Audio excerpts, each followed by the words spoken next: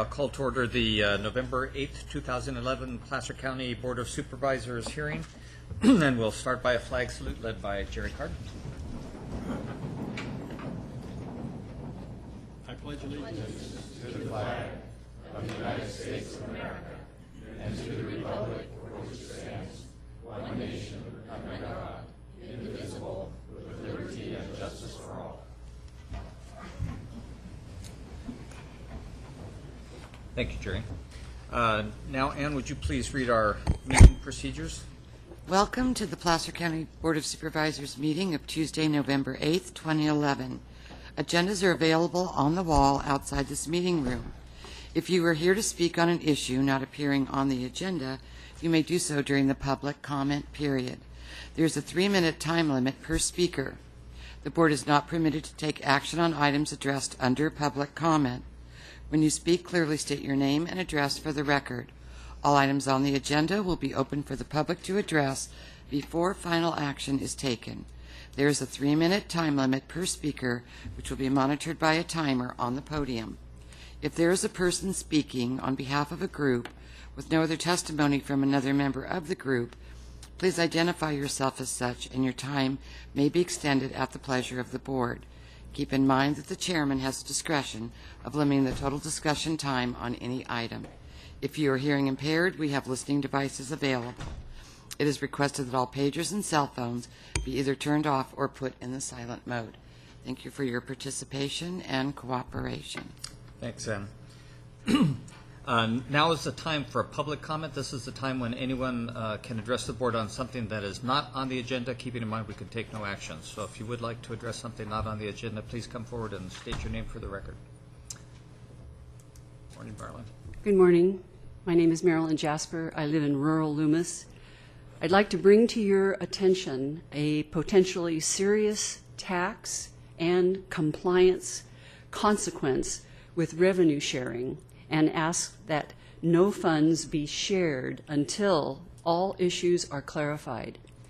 As county employees, revenue sharing may be taxable income to you.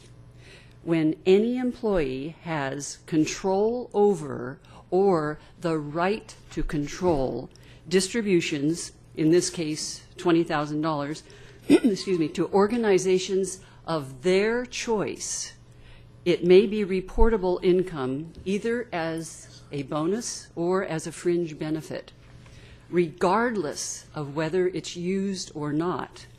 According to IRS code, a fringe benefit provided on behalf of an employee is taxable even if the benefit is received by someone other than the employee. A, quote, working condition fringe benefit exception does not apply here because it requires that the recipient organizations be 501c3 nonprofits, which Placer County does not require. Some fringe benefits become partially taxable if they are large in relationship to salary. If an employee's salary is $30,000, then a $20,000 fringe benefit would most likely meet that taxable trigger. If revenue sharing is determined to be taxable to you, then the salary cap becomes problematic unless your compensation is reduced by the amount you share or that you have the right to share.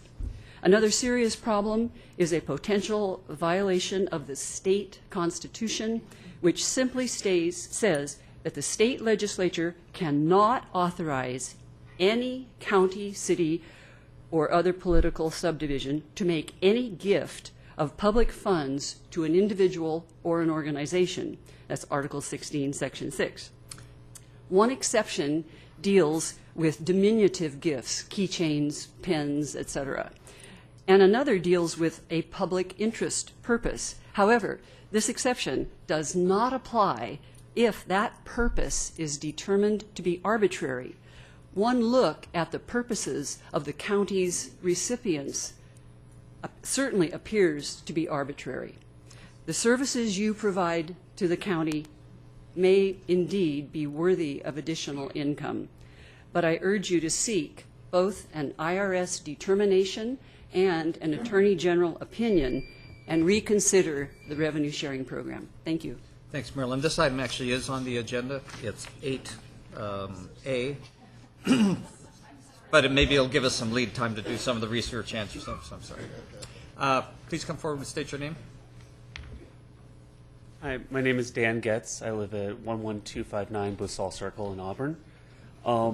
And I live near the Auburn Elementary School in Sewer Maintenance District 1.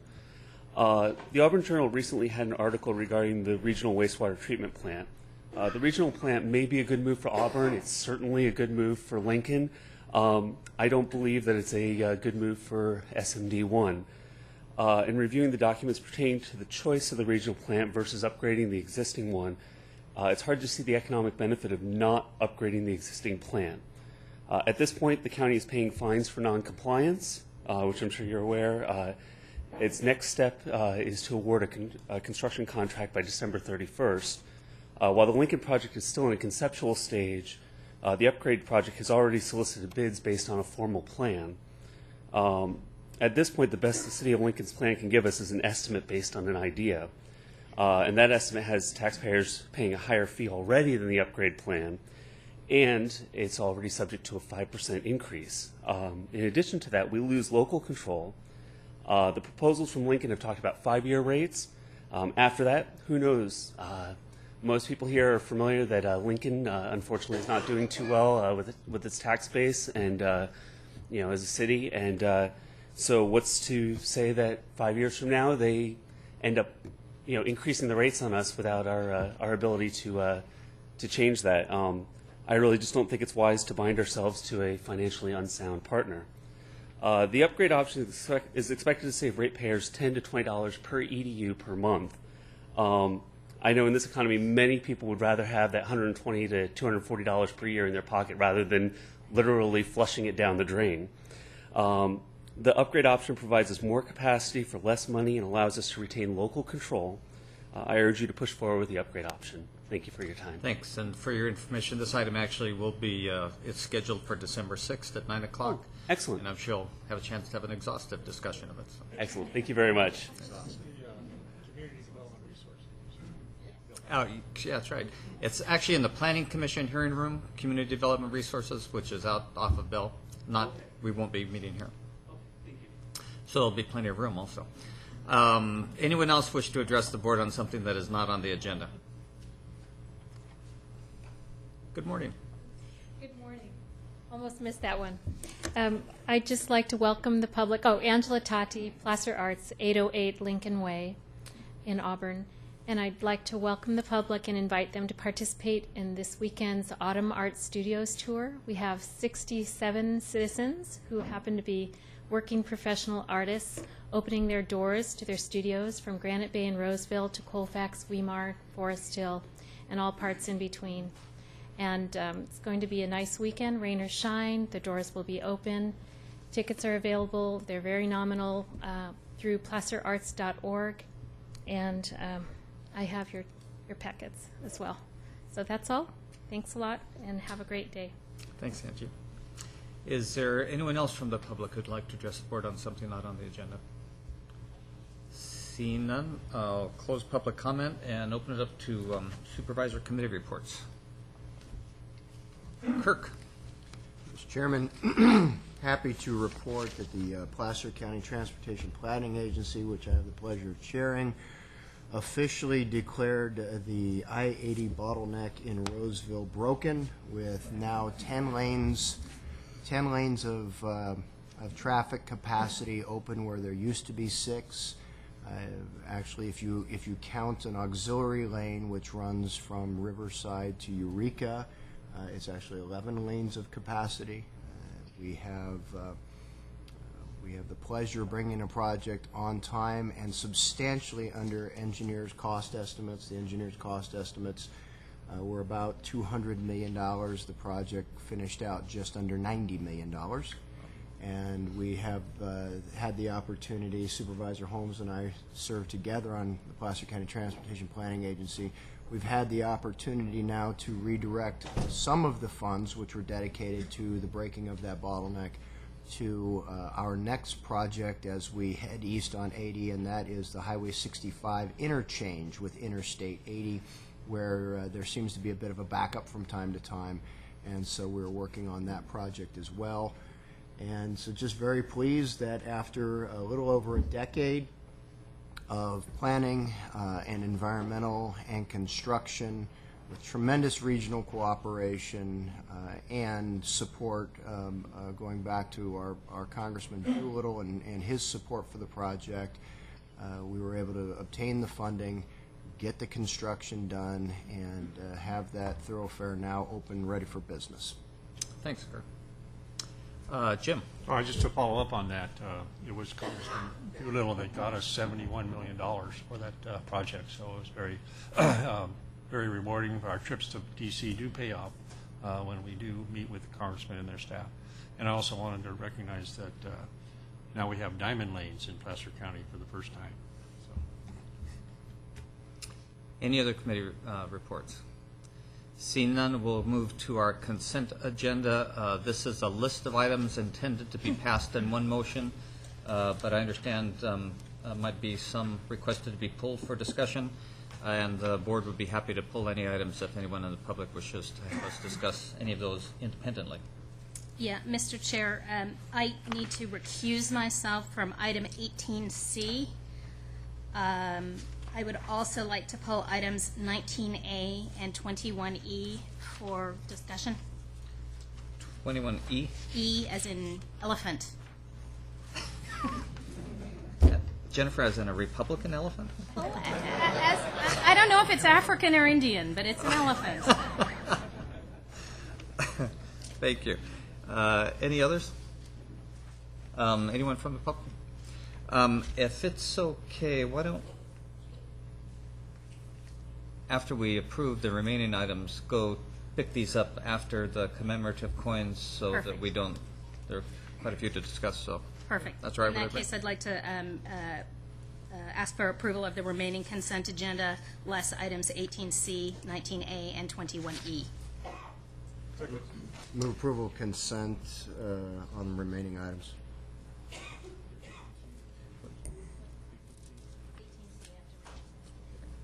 I'll move approval of item 18C since I thought it was Oh, not much okay. discussion since she has to.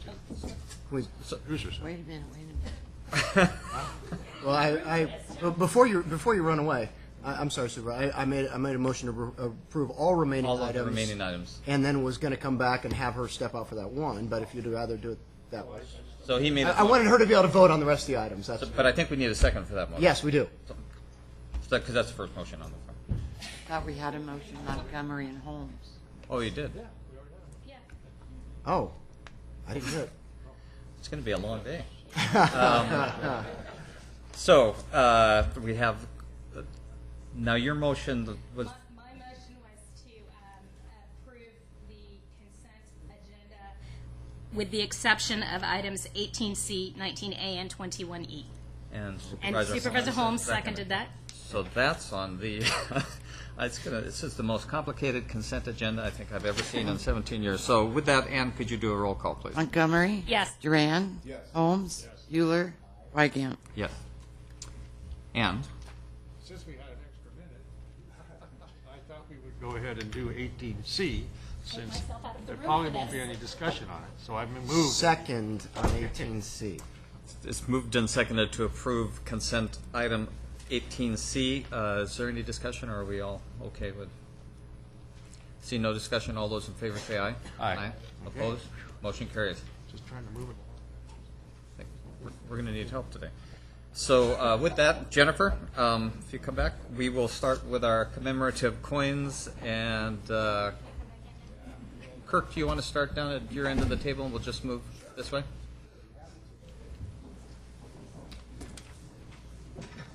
We're going to let various county department folks who just had their items approved on consent make their way on out.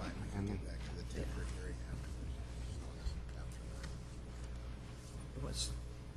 this morning, it's my great pleasure, my honor, to present the 2011 commemorative coin for District 4 to C.H. Vincent. I would ask him to please come forward while I say a word or two about him.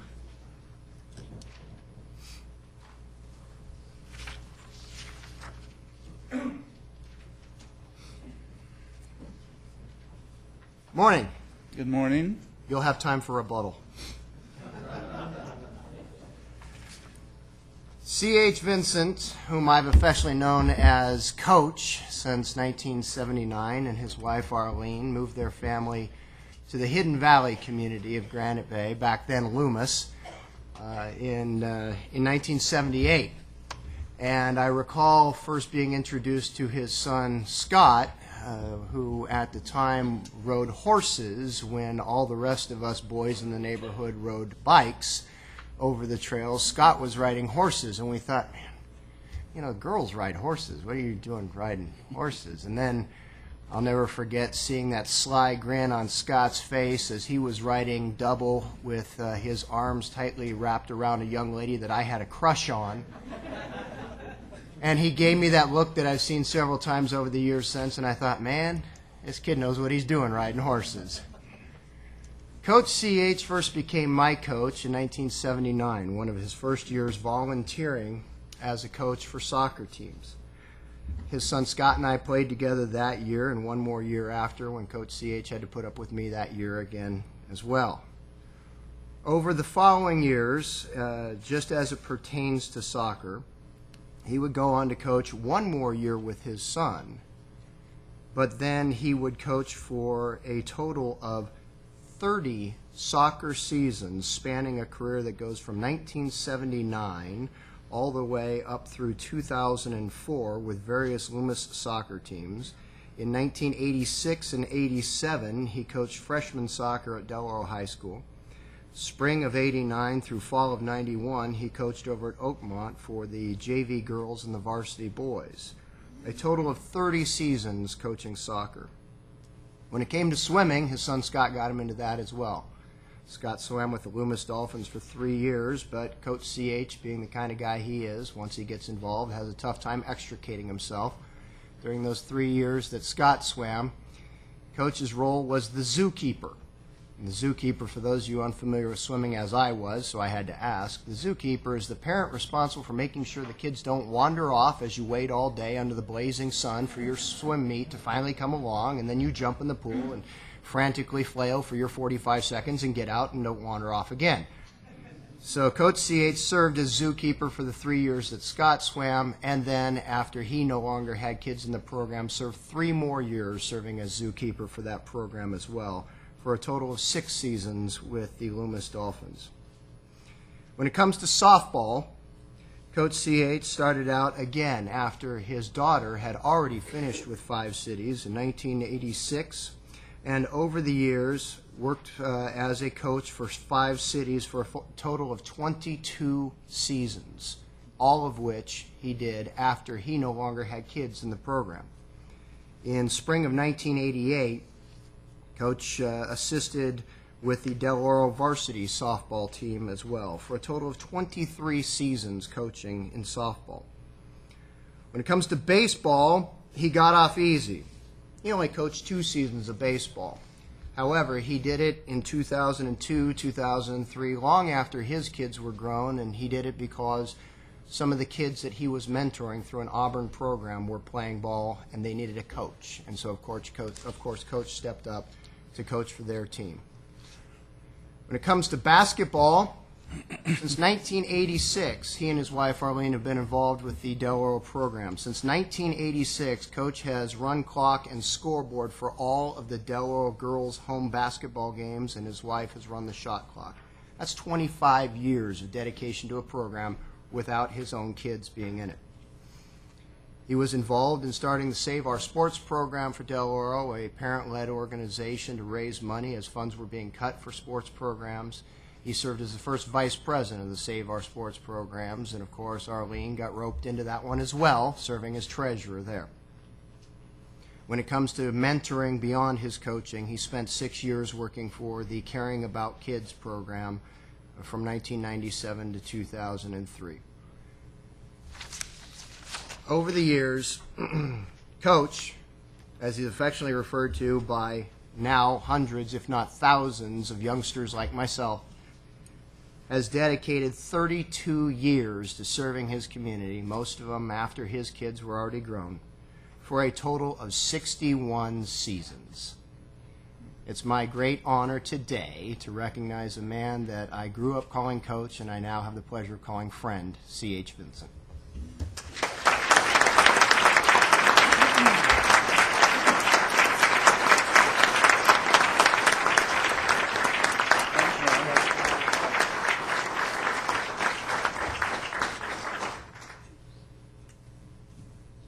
Lens cap? Gotta get you every time.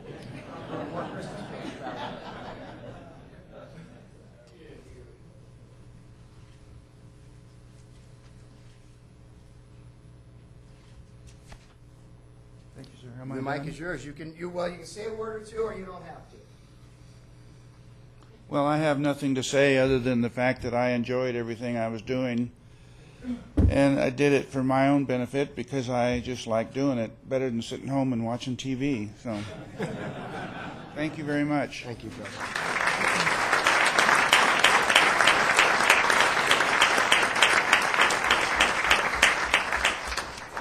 Jack? Yes, can I have Dr. Erwin Herman come up to the podium?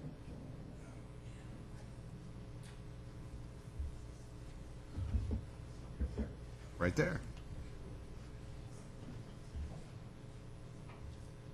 It's my new hip. There you go. All right.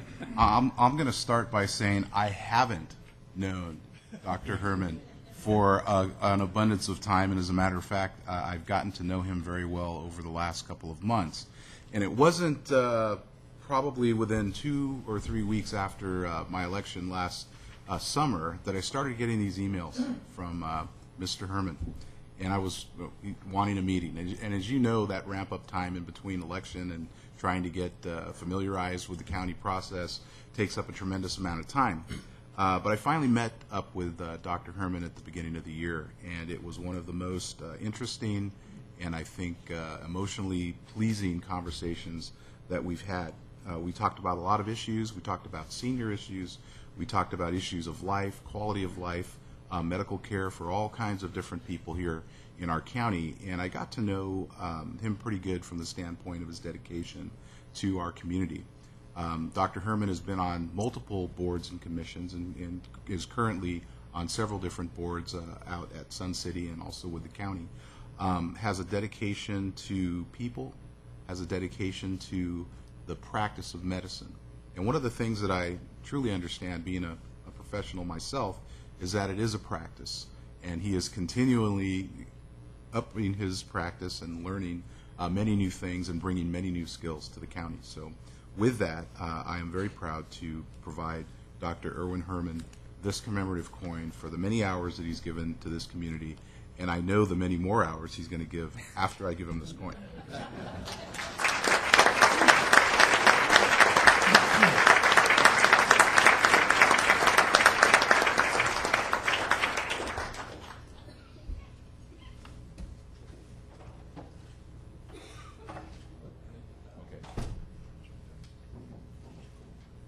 Please tell us a little bit about what you got. I've been involved with doing, I guess, what one would call charitable works and volunteerism, probably from a couple of years after I started practicing medicine in the East Bay, San Leandro. First thing I did in 1969, I took a month off and I went to Liberia as a volunteer physician in the middle of nowhere. And that opened my eyes to what people who didn't have anything really needed from us. And from that time on, I've tried to involve myself. In the Jewish tradition, it's interesting, the idea of charity is inbred almost in our genes. And yet, in the Hebrew language, there is no word for charity. The word that we use, tzedakah, comes from the root word that means righteousness. And so I've always felt that doing these things that I do is the right thing to do. And I hope to continue doing that for as long as I can, as long as my hips hold out. And I thank you very much for your support, consideration. Thank you. Thank you.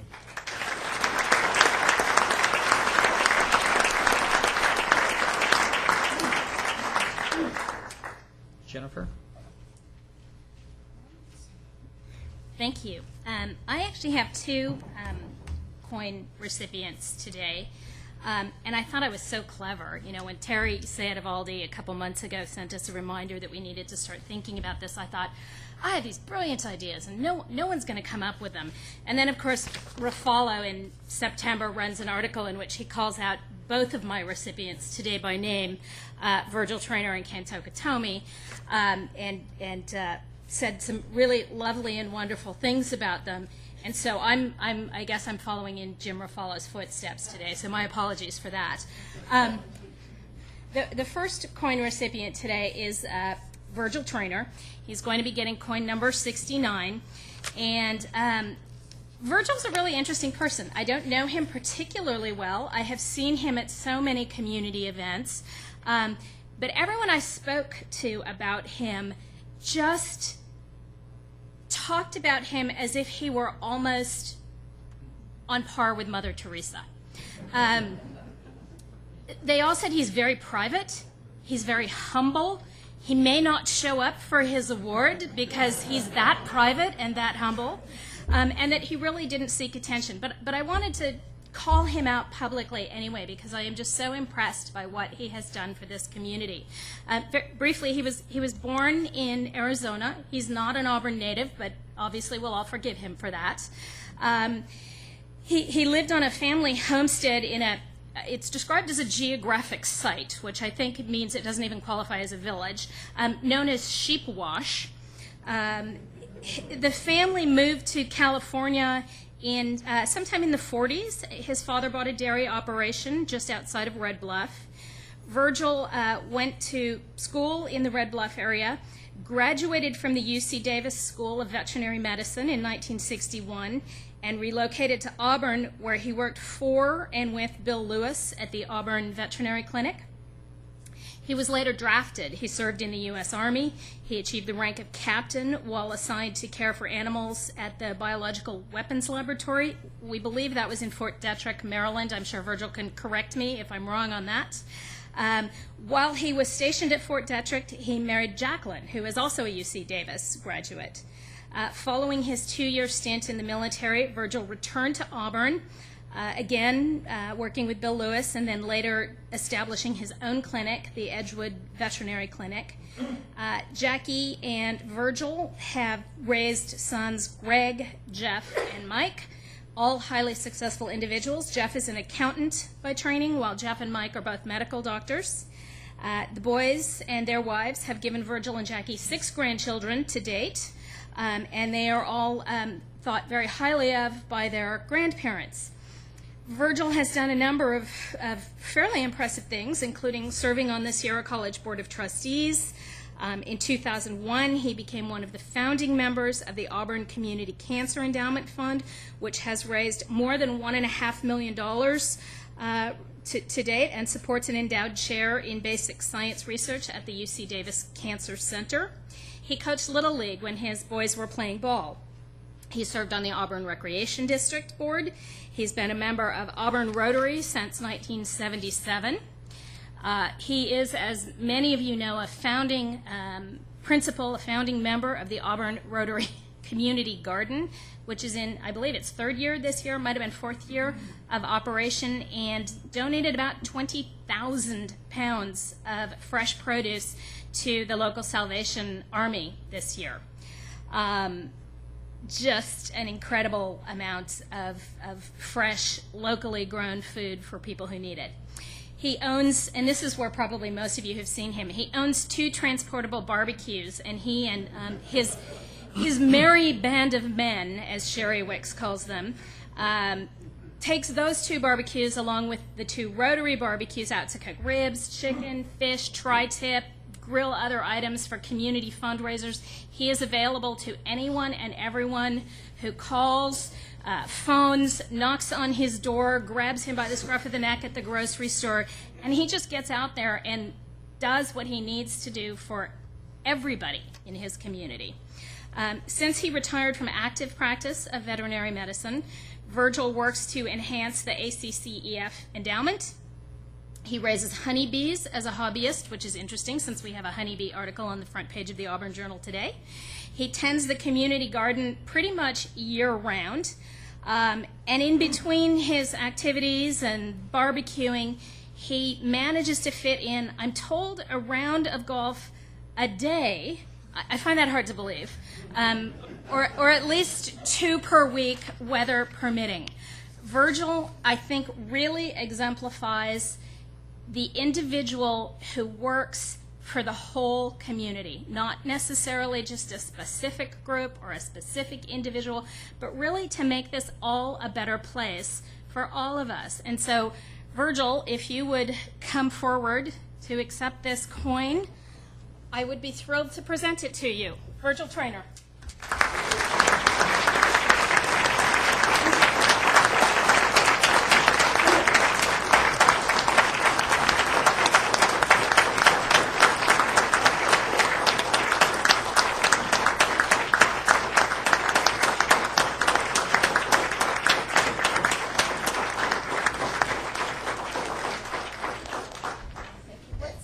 Or are you too humble to say a few words? Well, nobody does these things by themselves. I look around in the audience, and there's everybody that contributes deserves a piece of this. Thank you all.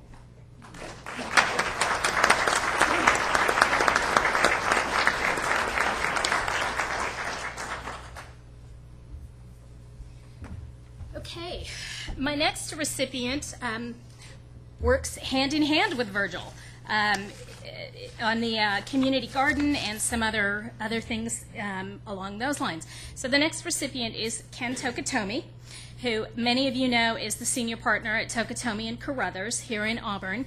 He was born here in Auburn, so he is an Auburn boy, born and raised. Grew up in Newcastle. Attended Placer High School, which I know will make a few people, or at least one on this board, pretty happy. He was the student body president at Sierra College, and has a Bachelor of Science in Accounting and a Master's of Science in Taxation from Cal State Sacramento and Golden Gate University, respectively. He was honored in 1997 by Gold Country Media with the Vernon McCann Award, which I'm told grants him the right to call himself Mr. Auburn. I didn't realize that came with that award, but I think that's fantastic. He received that reward largely for his fundraising and community efforts for the Salvation Army of Auburn, but also for his work with Auburn Kiwanis, Feed the Hungry in Auburn, and Health for All, a nonprofit adult day care clinic. Ken has been instrumental, as many of you know, because he has probably tapped you on the shoulder for your assistance in numerous fundraising projects, which included raising over $40,000 for the passage of the Placer Union High School Bond Initiative back in 1999. He was the treasurer and on a 5-member citizen steering committee for the passage of that bond. Recently, he was the treasurer for Measure L, which sadly did not succeed, but was a terrific effort. As the chair of the Salvation Army of Auburn, he helped institute the all-volunteer Christmas Kettle program. In 2010, the Army raised over $82,000, I believe, as part of that. Jim and I were out there bell ringing, which was a wonderful event, and Ken kept us company. He spearheaded a campaign to build a refrigeration freezer unit at the social services site for the Auburn Corporation on Sutter Street for the Salvation Army. And that involved raising $44,000 in cash and getting businesses in the greater Auburn area to donate labor and services to build the project. This enables the Salvation Army to provide fresh and frozen foods to people in the area and folks who are in need of those services. He also was asked to be on, and did indeed serve on, the Auburn Disaster Relief Committee, which was formed in response to the 49 fire a couple of years ago. That committee allocated over $70,000 raised locally to folks impacted by the 49 fire, and that committee continues in place should we have another disaster like the 49 fire. He was selected as one of 18 extraordinary Asian Pacific Americans in the United States. He's included in a group that includes Senator Daniel Inouye, California Supreme Court Justice Tani Cantil-Sakui, and Tamlin Tomita of TV's Law and Order Los Angeles. So he's in some fairly important comradeship there. He also, as many of you know, has been working on a project here locally in Placer County to erect a bronze monument to honor American soldiers of Japanese ancestry who served in the 442nd Regiment. Wonderful project. He's probably still trying to fundraise for that, so if anyone has a spare dollar or a checkbook, today's the day. I'm sure Ken won't say no. He's just, again, an amazing individual. Most recently, I just received an email, I think last week, saying that he has been chosen as an outstanding trustee by the Placer County School Boards Association for his work on the Placer County Office of Education. Again, Ken is one of those folks who is always out in the community. He is everywhere you go. He is an advocate for the entire community, much like Virgil. He's just out there working for everybody to make this a better place for all of us to be. Can I just say one word? Yes, please. You mentioned that Ken wasn't afraid to tap people on the shoulder, but since he's not tall enough to tap many people on the shoulder, he has no problem putting his hand in your pocket. And I have to say, as a vertically challenged individual myself, I was not going to go there, Supervisor.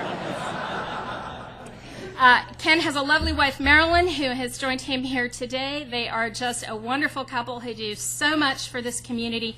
Ken, please come forward and accept this coin on behalf of myself and the entire board.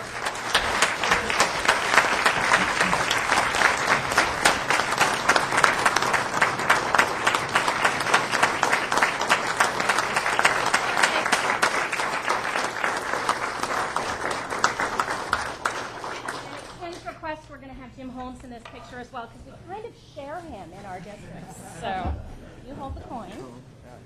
It's yours.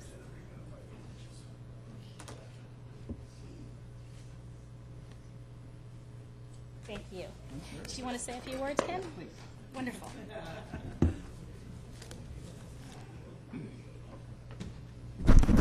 I want to thank the Board of Supervisors for honoring me like this. I want to thank my friends from the Auburn Kiwanis and Salvation Army and the various boards I'm on for attending and helping me celebrate this.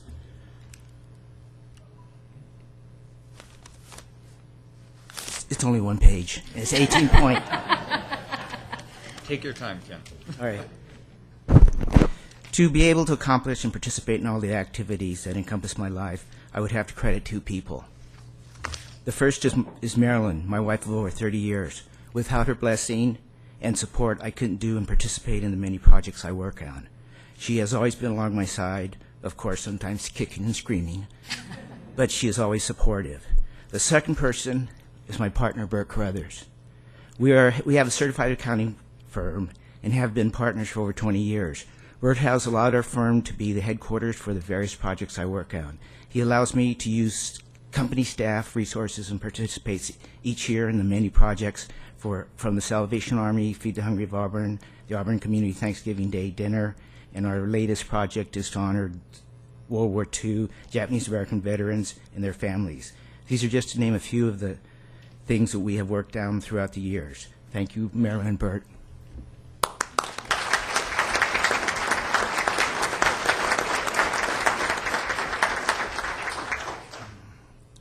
I'm humbled to receive this honor and feel privileged to be recognized together with such community icons as Dr. Virgil Trainer.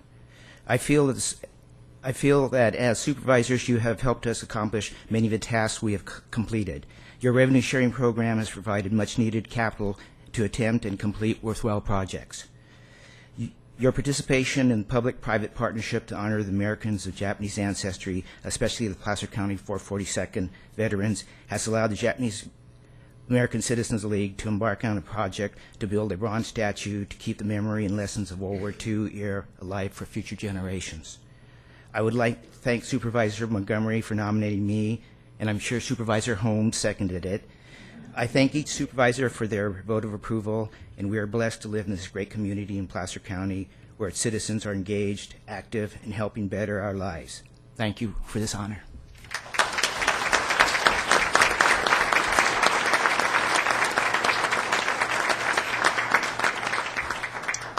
Jim? Thank you, Mr. Chairman. I too have a commemorative coin for a couple of individuals that are very quiet, doing a lot of work in the background. They don't like to be in the spotlight, but I'm going to ask Gary and Betty Dubnik to come to the lectern, please, so I can say some nice words about you and give you this coin.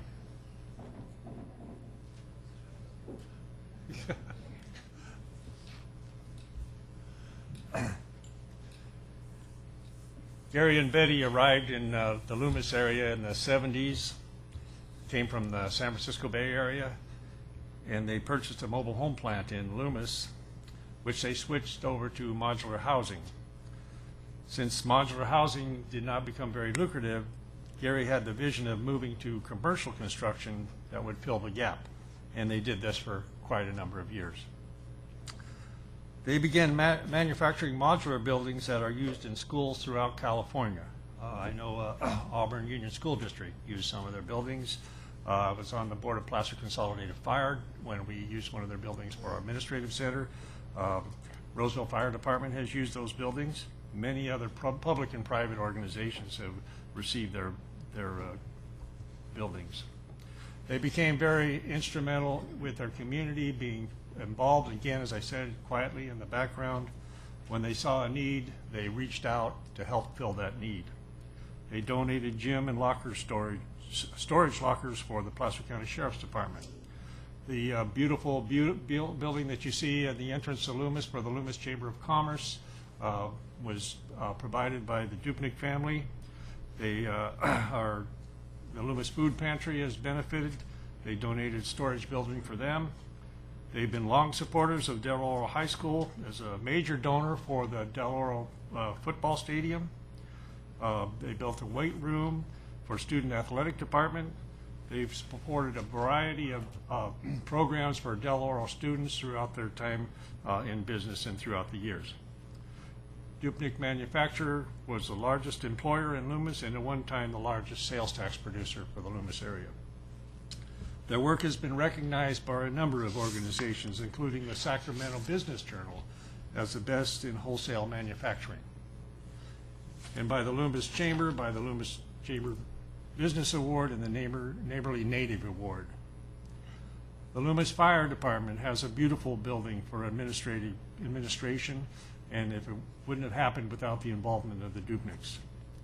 Over the years, they've donated and given support to help renovate the Blue Goose Fruit Shed, where a variety of events and shows, such as the upcoming annual Cowpoke Festival, which is an advertisement this weekend, are held. Any of you that have been at the Blue Goose, it's a great venue for all kinds of events in Placer County, and it's all community supported and couldn't have been done without the support and help from the Dupnik family.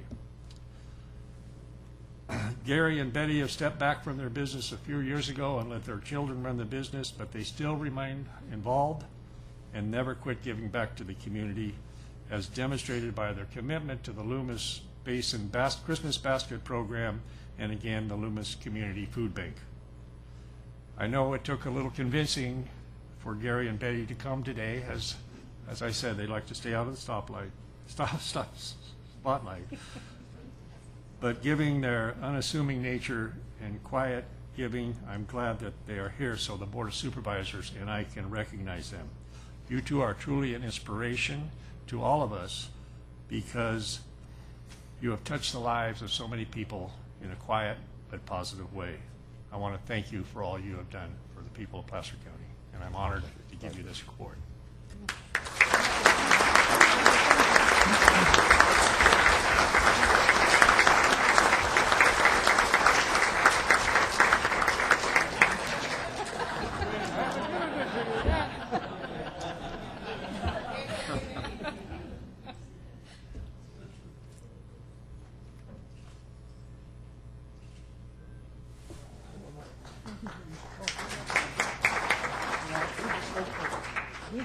My daughter.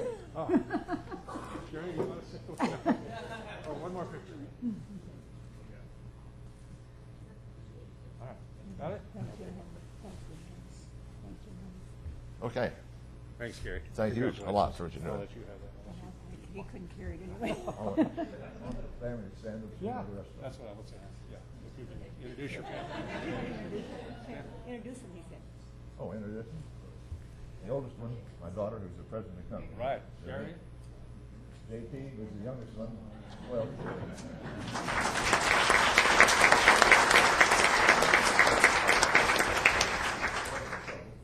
and then my oldest son is Dr. Lee. Yeah, I know. You got it.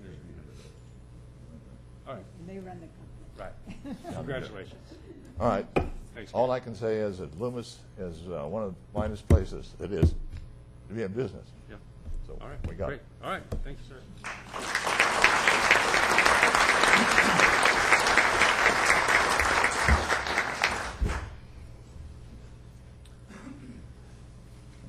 Did you have a minute? No, it's just So it's my pleasure today to award my commemorative coin to the entire city of Lincoln. I invited all 40,000 plus people. They're all outside, so just kidding. But Jim, if you want to come up to the podium, Jim, the mayor, I think proper protocol, and whoever you want to bring up, you're welcome to bring up too. Well, my brother Jim hasn't shown up today. Paul, excuse me. Jeez. I apologize, Paul. Paul Joyner, Mayor Paul Joyner. Chief Witt, come up. Chief Shelgren, and City Manager Jim Eston. There's a Jim. There's a Jim. Okay, so I'm going to start. We have a couple of photographs I want to share with everybody, but the first ones are photographs. The important thing here is what did not happen in Lincoln on September 23rd or 36 hours thereafter, when there was an amazing fire as a result of a propane tank that ignited in the town of Lincoln. But in 1973, in the town of Kingman, Arizona, there was a similar experience, except that tank blew up. And when it did that, 12 people were killed, including 11 firefighters. Give you a sense of the volatility and what was so delicate out there is that the fire ignited when these folks working on the tank noticed that there was a leak with a fitting, and they tried to tighten that down and struck it with a wrench, and that caused the tank to catch on fire. They tried to spray it with water, but they were not successful in preventing it from exploding. And in that explosion, debris and flames extended 2,000 feet away from the incident, and a 3-ton end of the half-inch thick metal tanker landed a quarter mile down the tracks. There was a crater in the ground that was 10 feet deep where it had been sitting. The hospital received 107 casualties, and of course, as I mentioned, 12 deaths. So that's what happened in Kingman. This 2010, again, the incident occurred in 1973. But in Lincoln, we'll rotate through some slides of the incident that again occurred on September 23rd. But with very quick response that was initiated by Terry Leedy, who was the dispatcher at the time, and with quick action by particularly, I understand the incident command was jointly done by Police Chief, Paul Shelgren, and Fire Chief Dave Witt. And of course, there were several other people that were involved. Jim Nemstep, city manager, was involved with managing all of the excitement, but include Public Works and many departments. And then there were a lot of regional participants also, including Placer County, CAL FIRE, CHP, and a myriad of different volunteers. So with that, Paul, any comments you would like to make? I'm going to bring the commemorative coin down, but Of course, Lincoln has been my hometown almost all of my life. I know that there was a massive evacuation that extended a 1 mile perimeter around the incident itself. I'm not sure how many folks that included, but 5,000. but essentially you had a catastrophic event like you had in Kingman. Old Town Lincoln, which is near and dear to several of us, would probably not exist in the shape that it currently is in. So thank you. We appreciate your effort and the diligence with which you guys undertook your effort. And let me deliver this to you.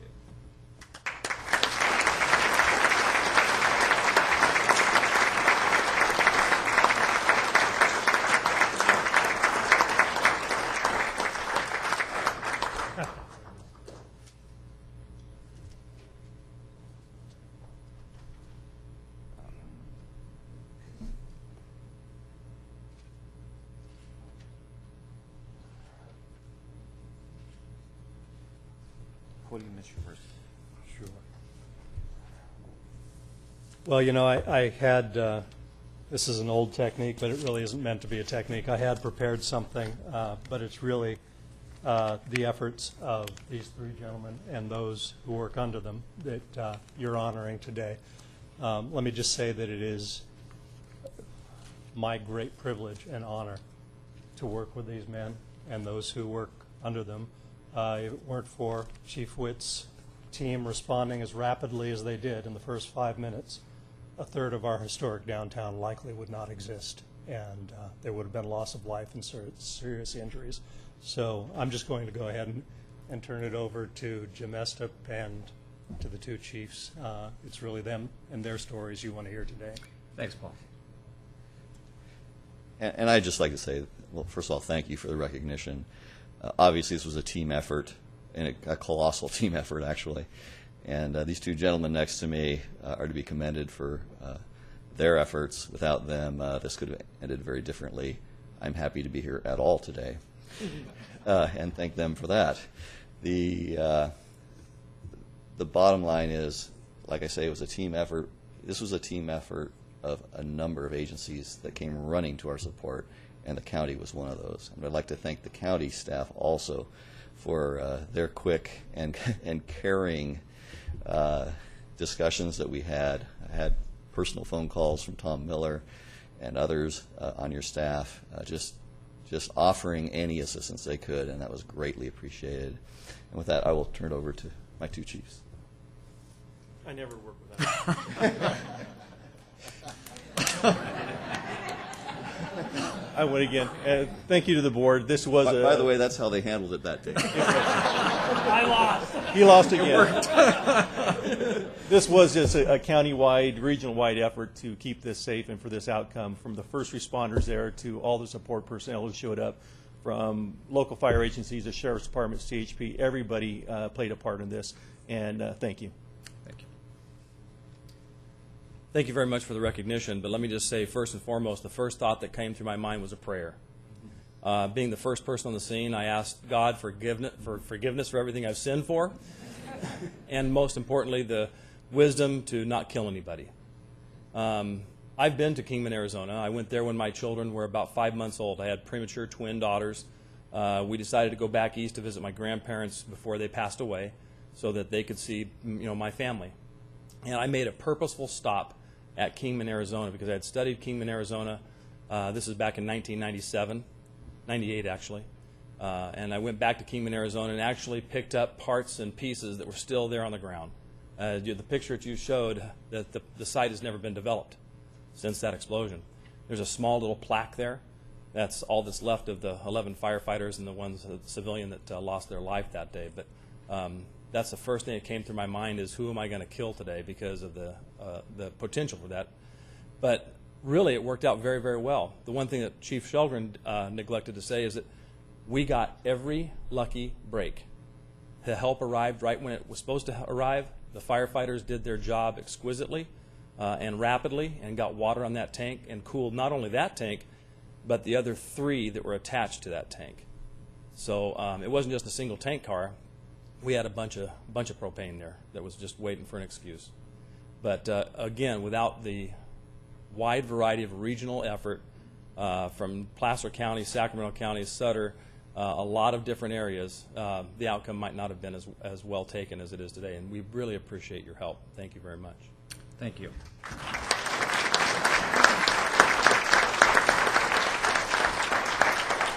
You know, there are two other groups within the city that I think need to be recognized as well, and they didn't get a lot of recognition in this, but they should. Our Public Services Department, essentially Public Works, if you saw those pictures, all that water streaming onto that tank for what, roughly 36 hours?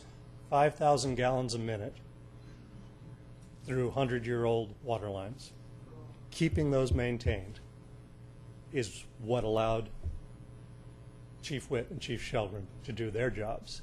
Had that failed, the likelihood is that tanker would have exploded.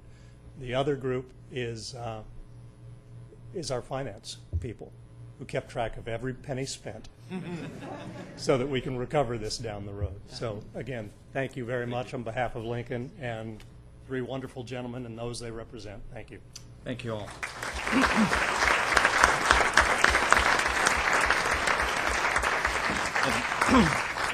Paul, I apologize again, but tell your brother Jim I said hello next time you see him. It's been a while since. With that, I'm going to have to try to rekindle my memory, and we can take up the consent agenda items that we set aside to be discussed individually. But we'll let everybody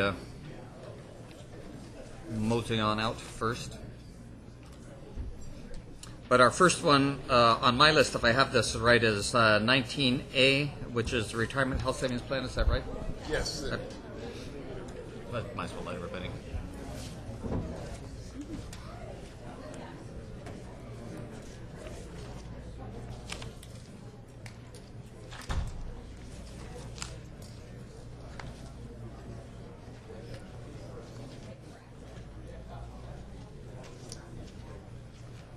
Interesting that Dave actually would have been the king.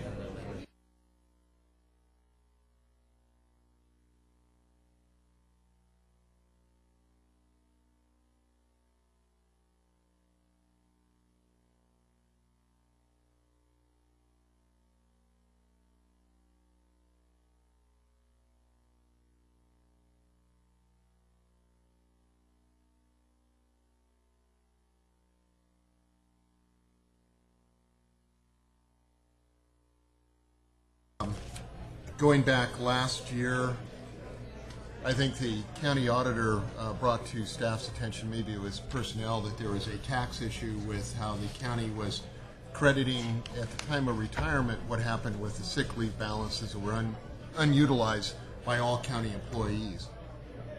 At that point, embarked upon some meet and confer with, I think, DSA, still in that process, as well as PPO, and then we are left with the management confidential unit in terms of what to do with that same issue.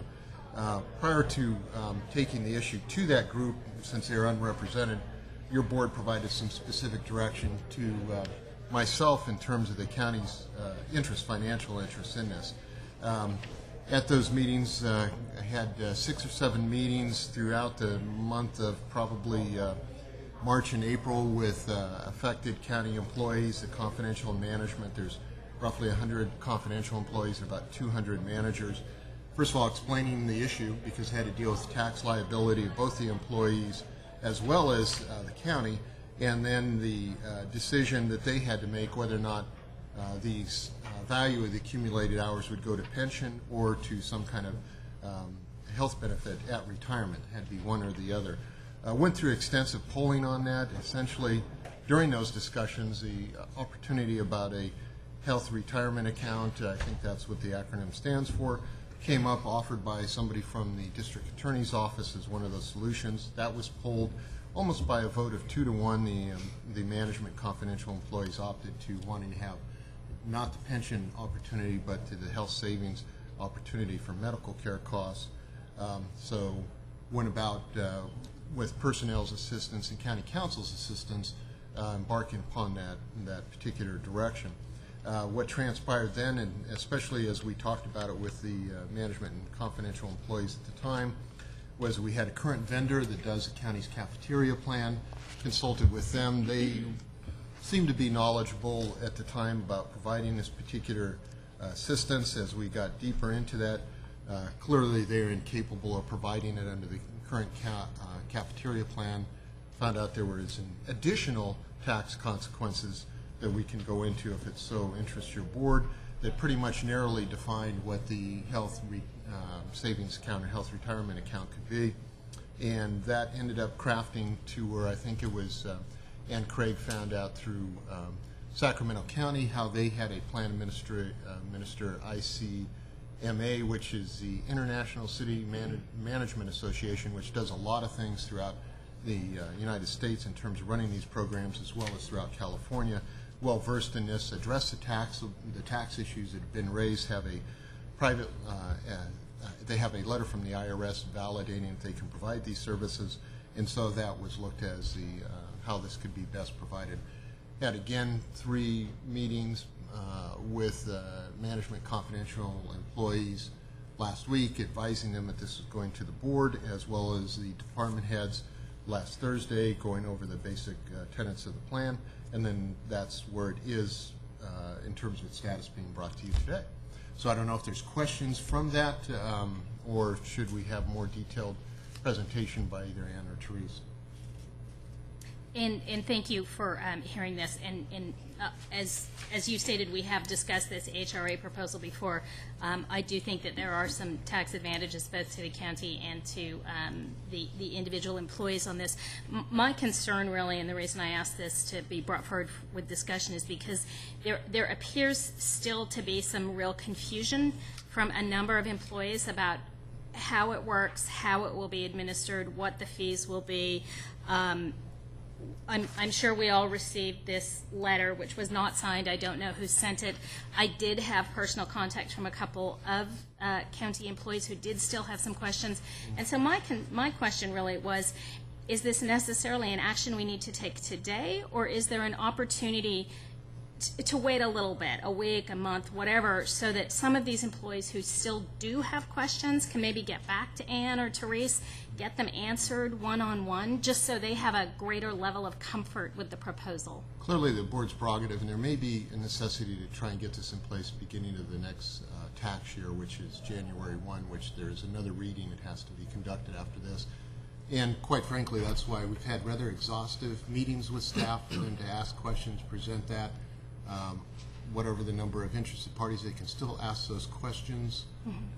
It's always of concern. You'll get anonymous letters on everything that comes in front of the board. I don't know how that turns your decision making, if it, but there's clearly opportunity for employees to engage the resources of the ICMA or Ann or Therese directly, and that's obviously your prerogative what you want to do with this item. Right, and I'm not swayed, as you know, by anonymous letters. My question is just, are we really operating under a time constraint here that we need to understand? We are going to be having a meeting next Tuesday. My question would just be, if we delay this for 1 week and make a decision next Tuesday, would the board be willing to do that? That would give at least the opportunity to some of these people who did contact me, who did have questions and concerns that do remain unanswered, as extensive as the meetings were. Is that doable? Will that meet our time frame in terms of trying to get something in place by January 1st? Good morning. Good morning, Ann Craig from Placer County Personnel Office. I believe that's a viable solution. I will also say that I have only had 2 questions since those meetings have been held, either via phone and or via email. So they haven't been posed to me. I don't know if they've been posed to, besides yourself. Happy to answer any of those questions.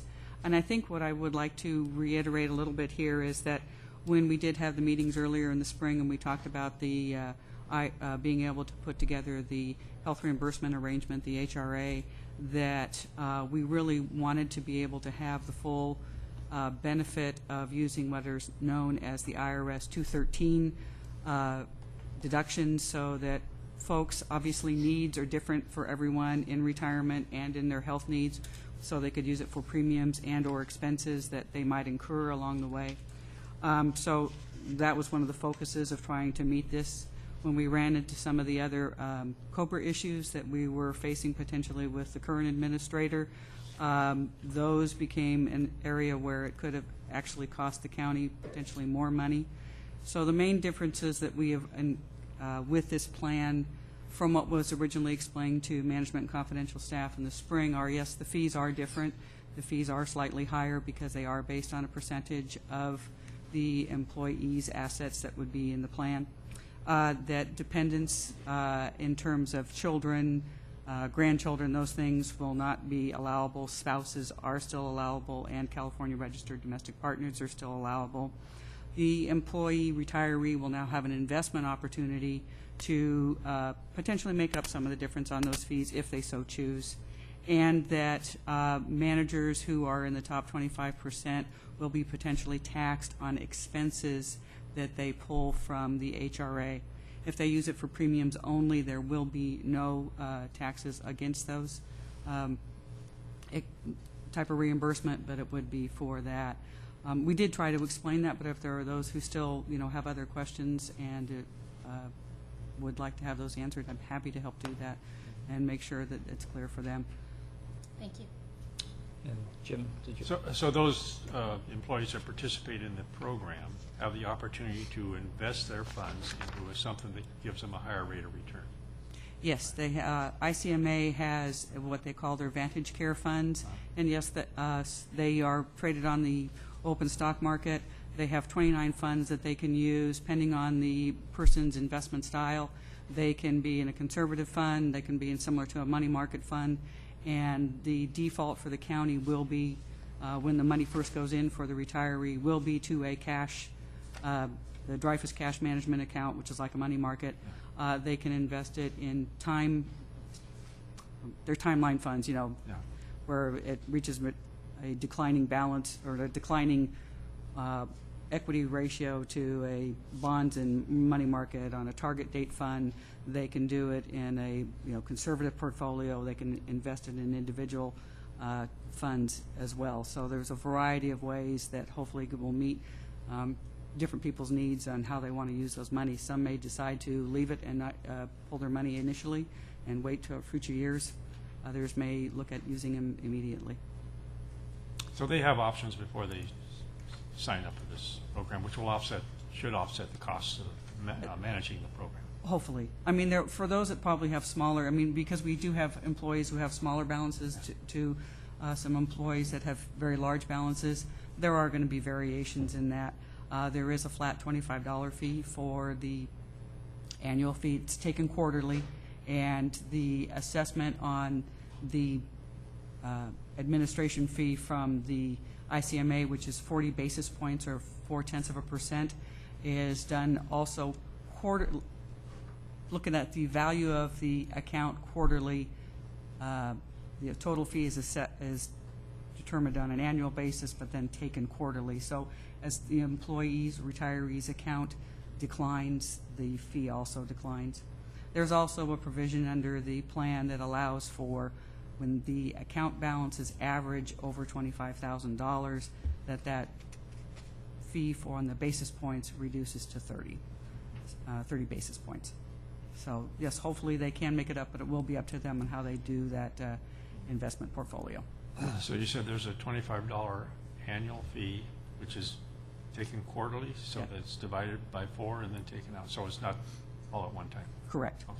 So that if somebody had a smaller account balance, they would probably be looking at $6.25 and for that quarter, and if they exhausted it at the end of that quarter, there are no other fees that would go with it. As one of the employees aptly noted, that to process just a check for reimbursement probably costs more than $6.25 these days, unfortunately, even with things like direct deposit.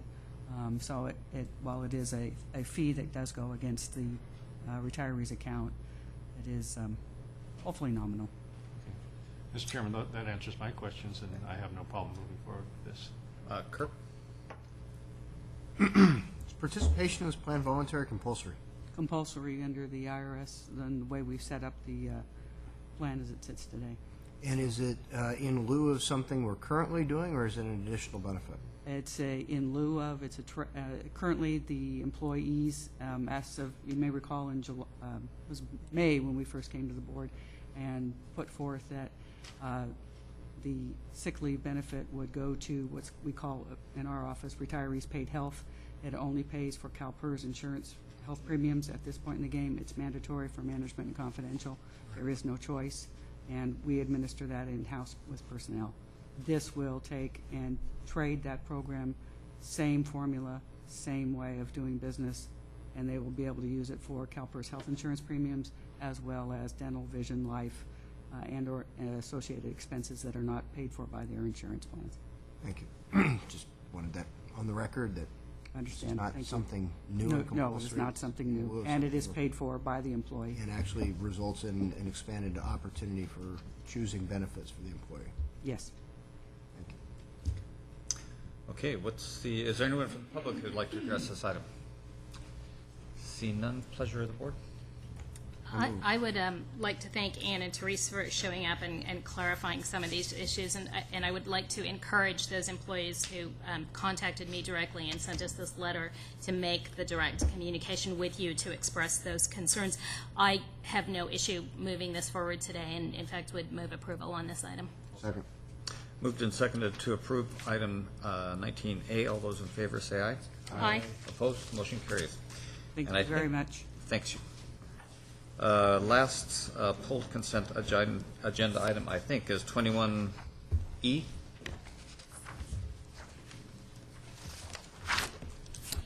I did ask him to pull this off the consent agenda. I did talk to Jim a little bit this morning and expressed to him what my concerns were and what some of the concerns of members of the community, again, have expressed to me. And I just really wanted to give Jim the opportunity to explain a little more in detail than what's in our board packet as to what this money is, where it's coming from, how it cannot be used, and how we obtained it. So, Mr. Durfee, take it away.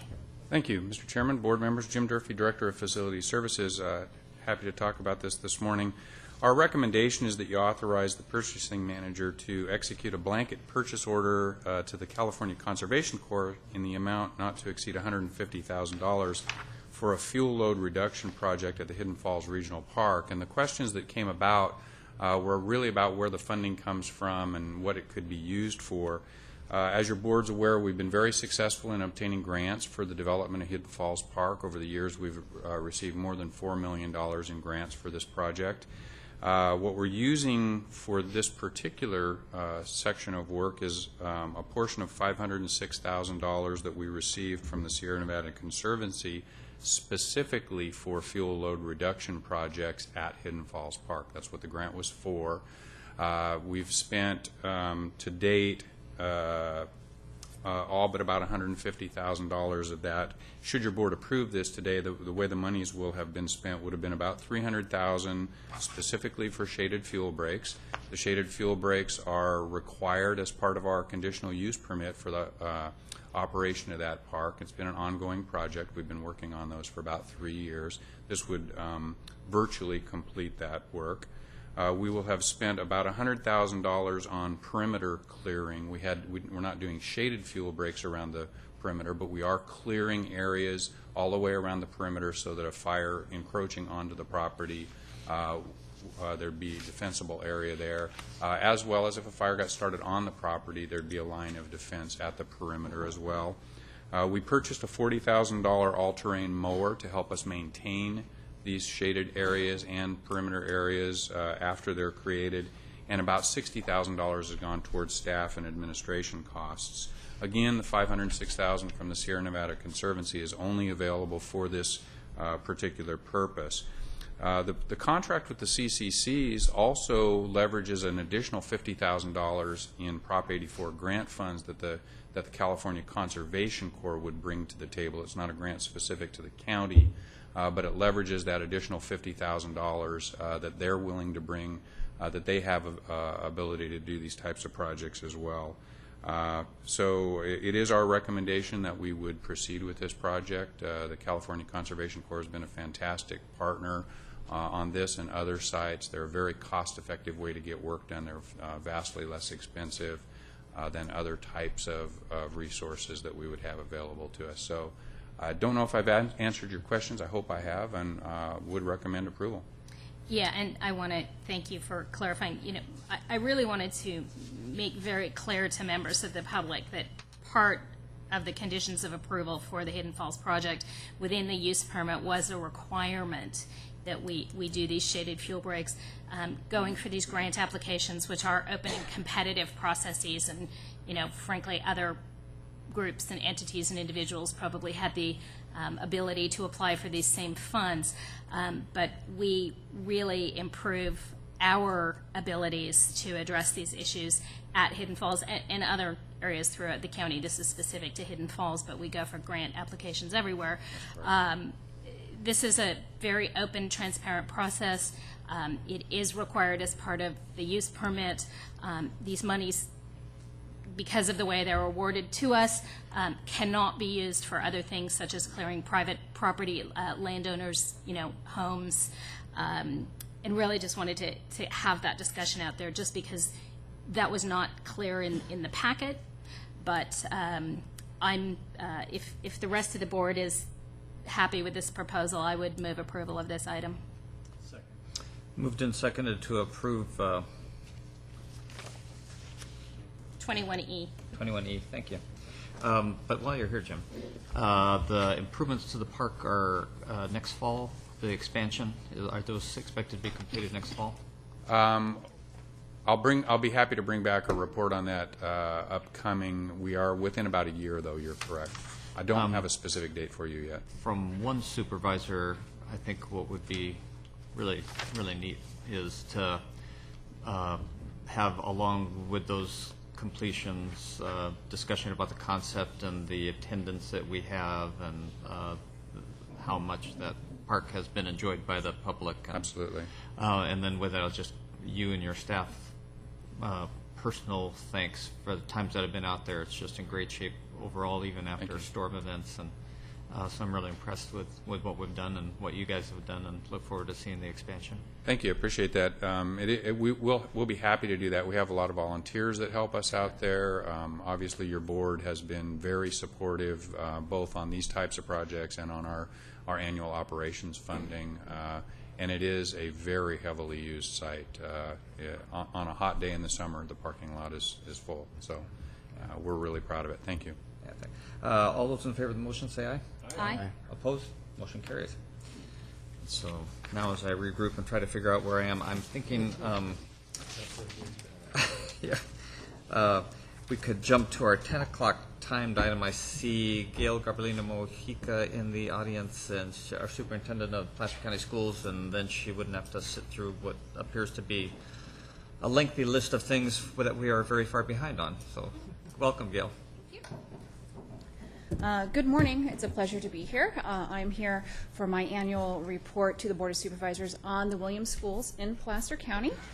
I do have a presentation, so brief.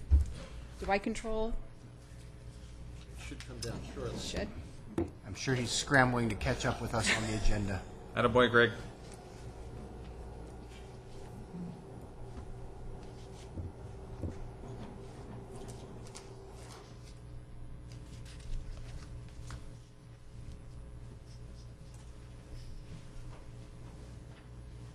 I was kind of hoping the earlier crowd was here to hear our report about the wonderful schools we have here in our county.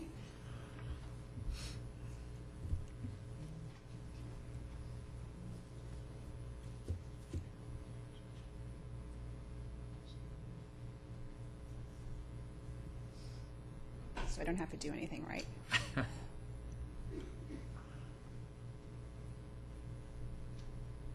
We do have a number of PowerPoints today. I'll go double check. Mine's like only 8 slides long. It's not very big. 7. Charades. I could do it without the PowerPoint. I've been trained. We'll get it for you.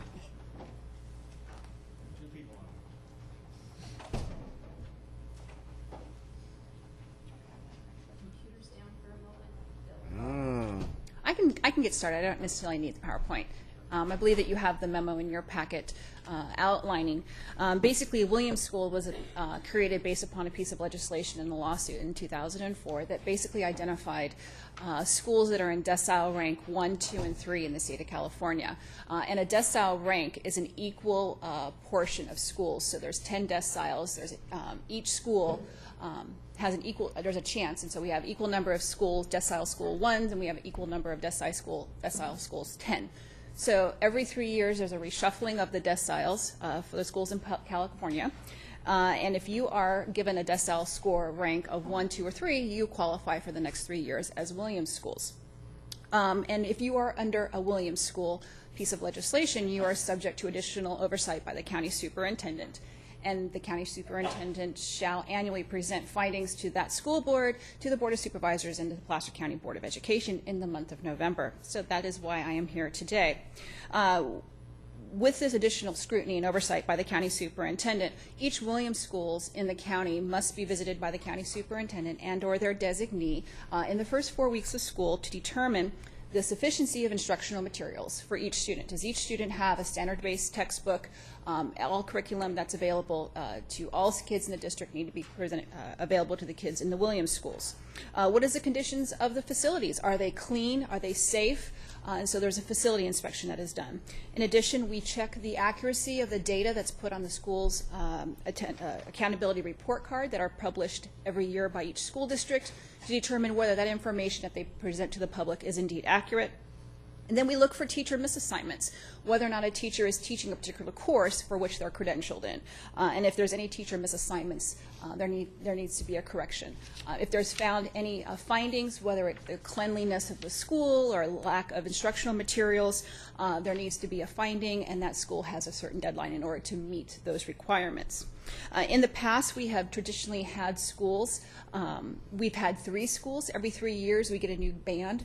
We've had traditionally 3 schools, and this year we are down to 2 schools in the county out of 117 schools. I think that's a pretty good ratio. The 2 schools that we have are in the Roseville City School District. We have Kirby Elementary School and Woodbridge Fundamental School. Last year, Kirby Elementary School had an academic performance index score, the score between 100 and 1,000 with a target of 800. Kirby had a score of 779, so very, very strong school, moving towards closely to that 800 target. Their API score this last year showed a growth of 12 points of a score of 791, very, very close to 800. We're just going to let them do that. And we have Woodbridge Fundamental School, which had an API score last year of 755. They lost a little ground this year, lost 6 points, and they have an API score of 749 this year. Our findings indicated that at Kirby Elementary School, there were sufficient instructional materials. The school site was clean and in good repair. There was accurate information on the school accountability report card, and there were no teacher misassignments. And for Woodbridge Fundamental School in Roseville City, again, they had sufficient instructional materials. The school site was in good, clean repair. There was accurate information on the school accountability report card, and there were no teacher misassignments. So with that, my scrutiny or my accountability of these schools this year proved to be that they were met all intentions of the Williams legislation. So with that, I'll open up to any questions. Any questions for Gail? I see none. All right, thank you very much. Thank you very much. Okay, now we'll hop back up to our 9 o'clock timed item, which is a TEFRA hearing. And Dave, are you going to take us through that?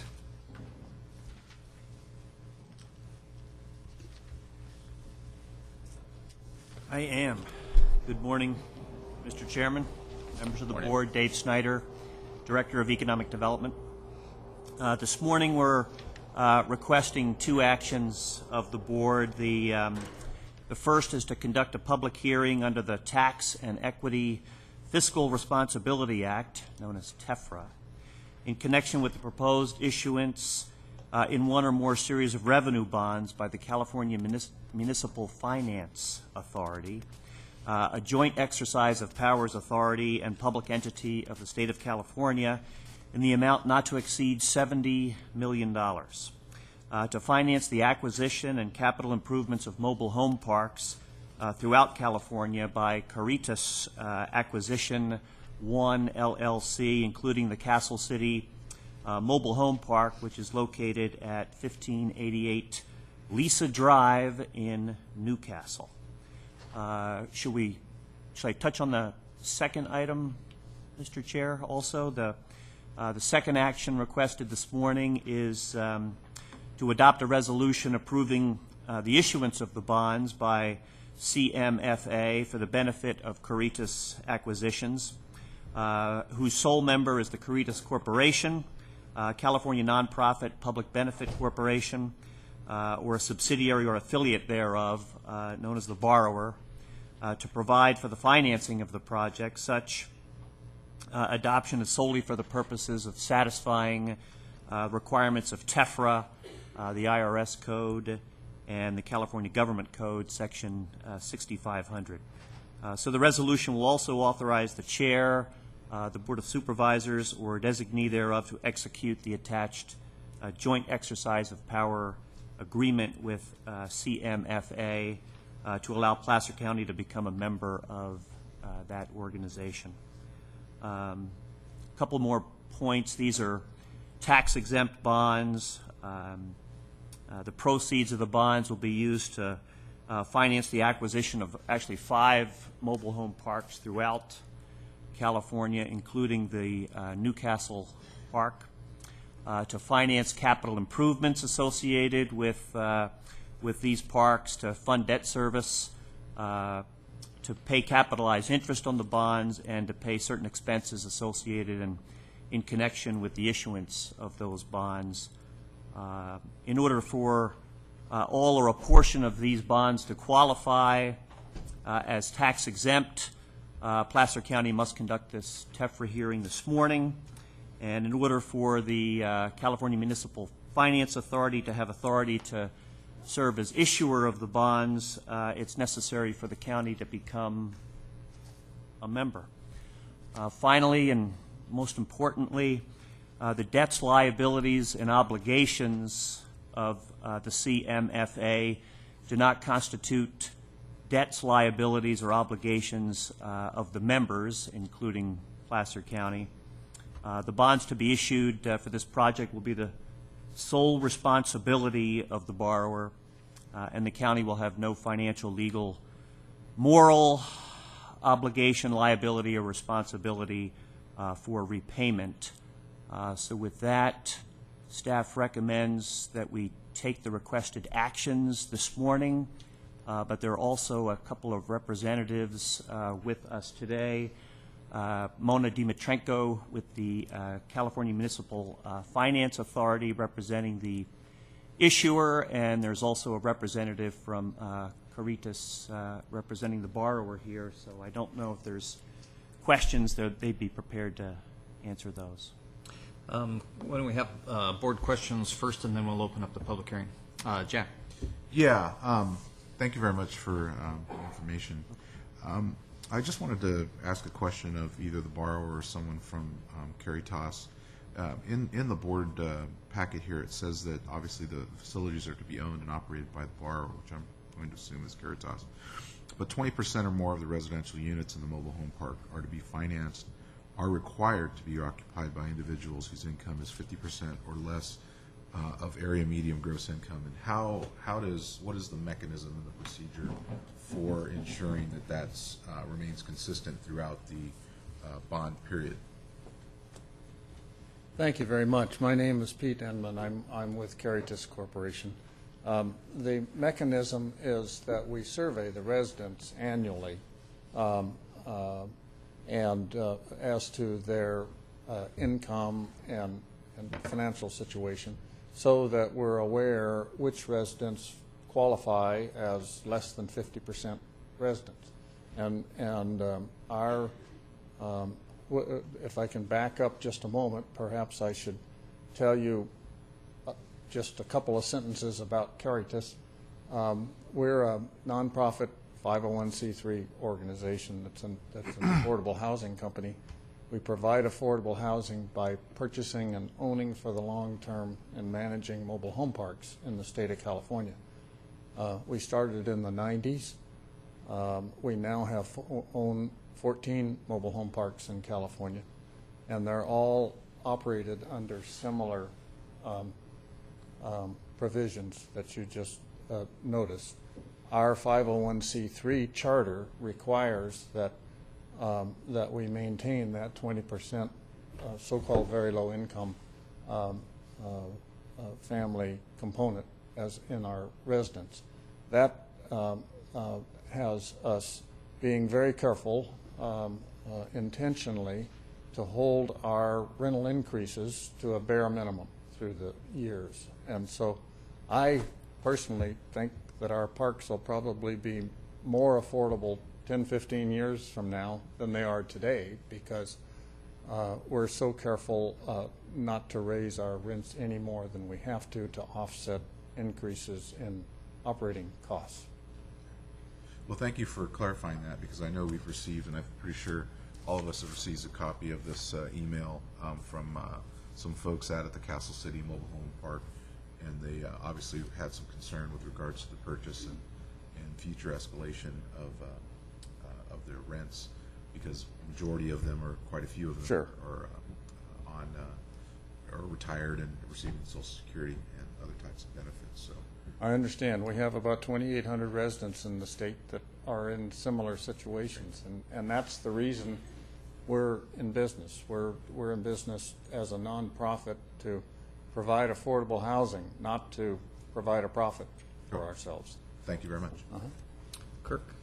Yeah, I think you may have just gotten at kind of the heart of what I wanted to ask, and that is that our staff report does a nice job of telling us what it is we're being asked to do and how we have to go about doing it, but it doesn't really answer for me why. Why are we being asked to participate in a finance structure that would allow for the acquisition of this particular piece of property and then the ongoing management of this? And so I think you're touching on it. If you would just elaborate a little bit more, who Sure. you guys are, what you're about, why you're in this business, and what the benefit is that will inure to the residents should we participate.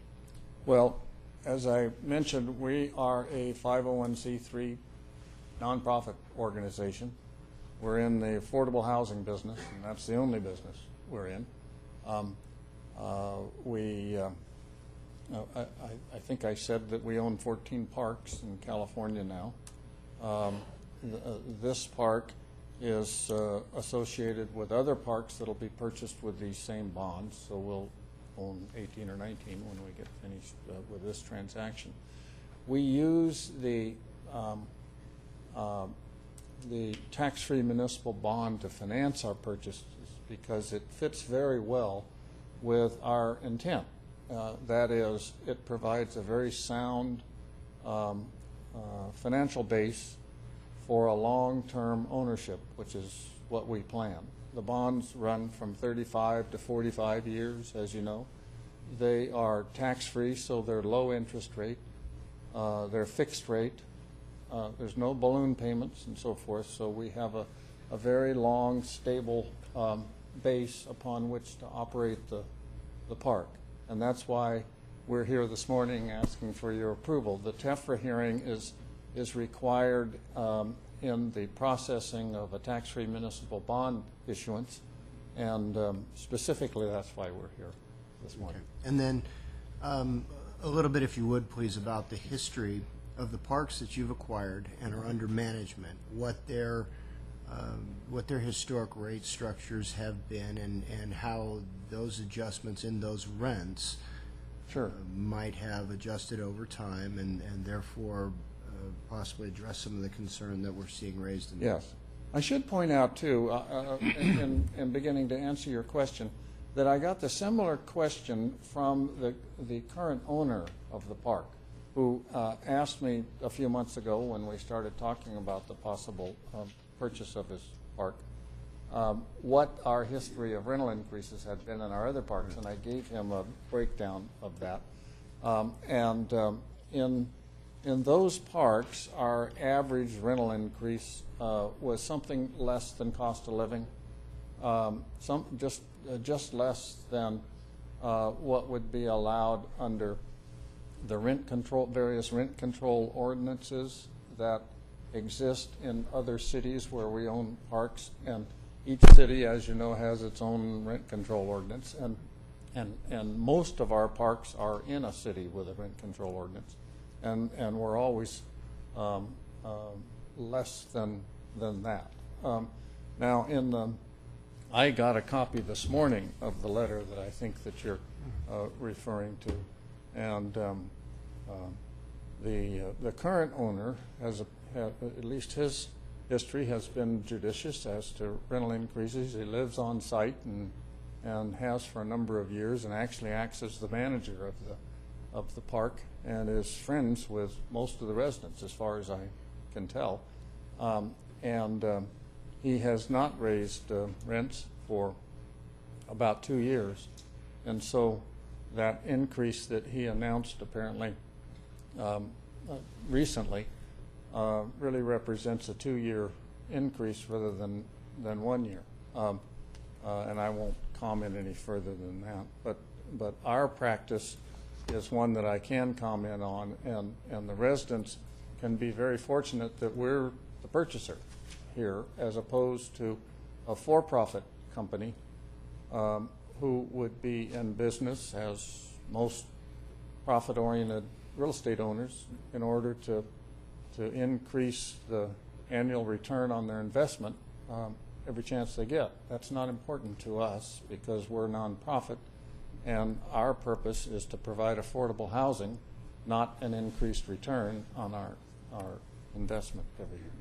And then finally, as you know, Placer County does not have a rent control ordinance. Yes. Would a review of your books on your existing properties show that rent increases in those areas where there is not any kind of a rental ordinance is commensurate with those where there is? Yes, absolutely.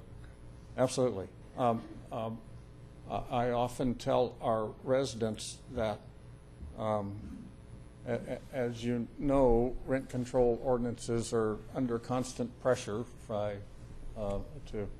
and I tell them if for some reason their rent control ordinance would stop existence, they'd still be well protected, because we covenant with the bondholders to maintain the affordable level with the park. So if we don't do as you're saying, we're actually in default of our bonds. Thank you. Mm-hmm. Okay. See no other questions at this time. So I'll open it up to the public for a public hearing. So anyone from the public who'd like to address this item, please come forward, state your name.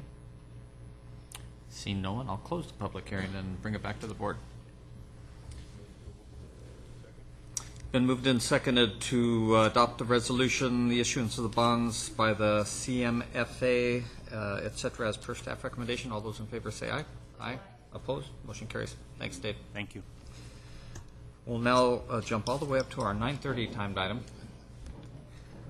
which is Public Works dissolution of zone of benefit at Chelsea Downs North. Bob. Thank you. Bob Costa, Public Works Department. This item is a request of your board to consider a petition for dissolution of County Service Area 28, Zone of Benefit 152, for the 8-lot residential Chelsea Downs North subdivision located on Eureka Road in the Granite Bay area. This zone of benefit was established with the filing of the subdivision map in 1999 for the purposes of providing long-term road rehabilitation and storm drainage maintenance. The county has received a petition for dissolution signed by all of the current property owners, requesting abolishment of the zone of benefit and relinquishment of the CSA responsibilities to the Subdivision Homeowners Association. Public road and drainage easements within the subdivision were previously abandoned, and the CSA assessments and public services were suspended at that time.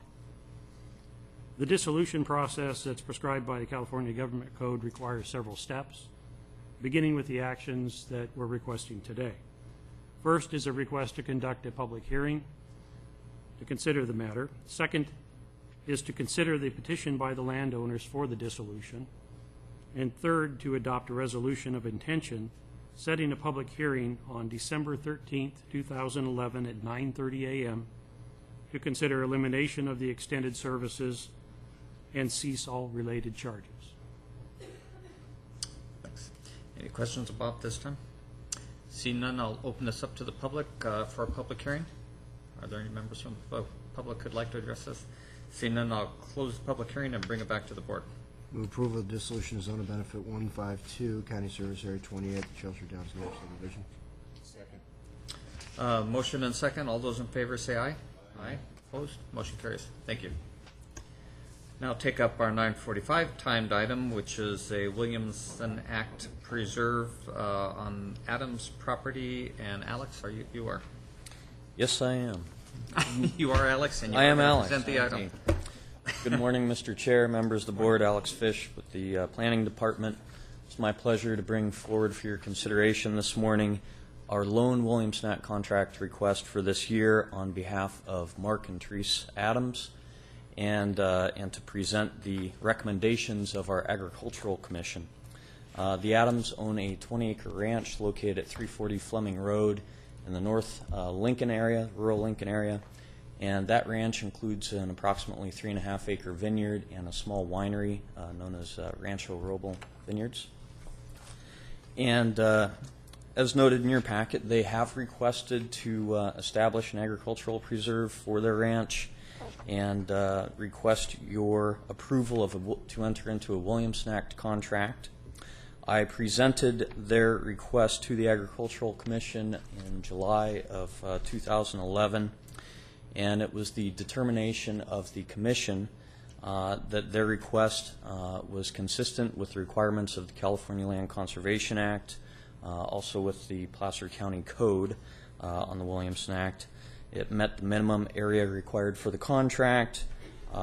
They forwarded recommendations for minimum area required to establish an agricultural preserve, including findings that the inclusion of adjacent preserves was adequate to support the request. They determined that the request is consistent with the county's general plan.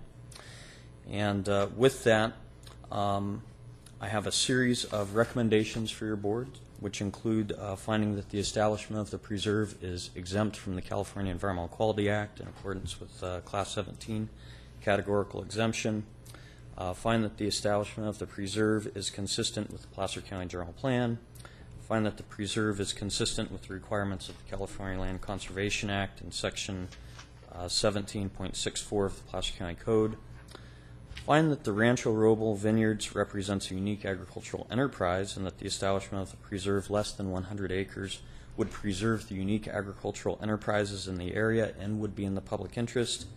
Adopt the established agricultural preserve attached here to as Exhibit 3. And lastly, approve and authorize the chair to execute the land conservation agreement with the Adams. And that is included in the packet. I can answer any questions you folks may have about the request, and I also have Mr. Adams here as well. Thanks, Alex. Tom would like to comment on the tax implications? Yes, just to let you know, there is a section in the staff report that does show that there would be a decrease in taxes. It's allowed, that's one of the primary reasons for the Williamson Act.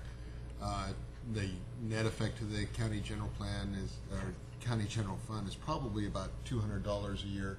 It used to be that the state of California would reimburse counties for that because this is a state program. The board's well aware of that in the past, has continued our Williamson Act applications. This is consistent with your past board policy. Rather small hit, but it also consistent with your preservation of open space policies in the general plan. Thanks, Tom. Jack? Yes, thank you. Very good presentation. Just want to clarify, the parcel itself doesn't qualify under Williamson, but it does qualify because of the surrounding acreage is in excess of 100 acres, correct? The legislation includes specific language that preserve is required to be 100 acres, and in Placer County, a preserve and contract area, they're coterminous, they share the same boundaries. And the preserve is kind of like the umbrella area. But it does include specific language that a board or a council may take into account adjacent lands that are already enrolled, or it may also consider unique agricultural attributes of the property, or a combination of such things. Great. Thank you for clarifying that. Okay, seeing no other questions of the board at this time, so this is a public hearing. Anyone who'd like to address the public, please come forward, or address the board, please come forward and state your name. And I see Mark's here, but I don't know if you have any comment, questions. Okay, seeing no one, I'll close the public hearing and bring it back to the board. I'll go ahead and, did you want to? I'll go ahead and move approval of item 1 through 6. Find the establishment of Agriculture Preserve PAGP 201101179 is exempt from the provisions of the California Environmental Qualities Act under CEQA guidelines section 15317 and section 18.36.190 of the Placer County Code. Number 2, find the establishment of Agriculture Preserve PAGP 2011-0179 is consistent with the Placer County General Plan. Number 3, find the establishment of Agriculture Preserve PAGP 2011-0179 is consistent with the requirements of the California Land Conservation Act of 1965 and Article 17.64 of the Placer County Code. Item number 4, find the Rancho Roble Vineyards represents a unique and agricultural enterprise, and the establishment of this agricultural preserve consistent of less than 100 acres would preserve the unique agriculture enterprises in the area, and that it would be in the public interest. Number 5, adopt the resolution to establish Agricultural Preserve PAGP 2011-0179, attached here to is Exhibit 3. And number 6, approve and authorize the chair to execute a land conservation agreement with Mark and Therese Adams for PAPG 2011-0179 in the form attached as Exhibit 3. It's been moved in. I'm just thinking after all that effort, it'd be rude to vote against the motion. Well done, Jack. Thank you. It's been moved and seconded to essentially make the findings, et cetera, as per the motion to establish this Williamson Act preserve. All those in favor say aye. Aye. Opposed? Motion carries. We'll now take up our 10:15 timed item, which is CEDRA, Dry Creek Greenway Regional Vision Plan.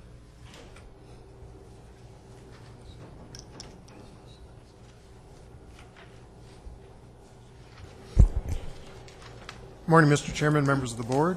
Lauren Clark with the Community Development Resource Agency. Just briefly to introduce Crystal Jacobson, who will present this item.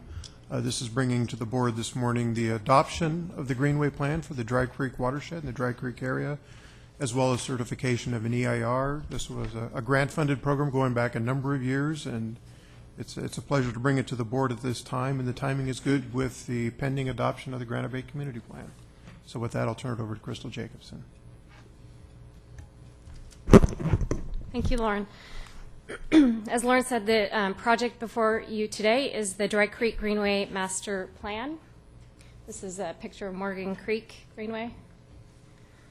The Dry Creek Greenway Master Plan is a regional vision planning document for a regional open space greenway and park system that protects natural waterways, riparian corridors, natural and cultural resources, and sensitive habitat lands. It is a policy and project recommendation document that provides guidance and direction for the future design, implementation, and management of the Dry Creek Greenway within Placer County, the city of Roseville, the city of Rockland, the town of Loomis. So it was really a coordinated multi-jurisdictional management strategy that's been put together. It identifies shared common visions among these 4 jurisdictions that pertain to the stewardship and management of the resources along the Dry Creek and its tributaries. I will point out that the master plan funding source for this was a grant that was obtained. It was from the Placer County Transportation Planning Agency. They provided the funds that came from the Federal Congestion Mitigation and Air Quality Program. I'd also like to point out and recognize that the project was managed by Chris Schmidt in the Planning Services Division. He's unable to be here today, but I do want to recognize his efforts to shepherd this process.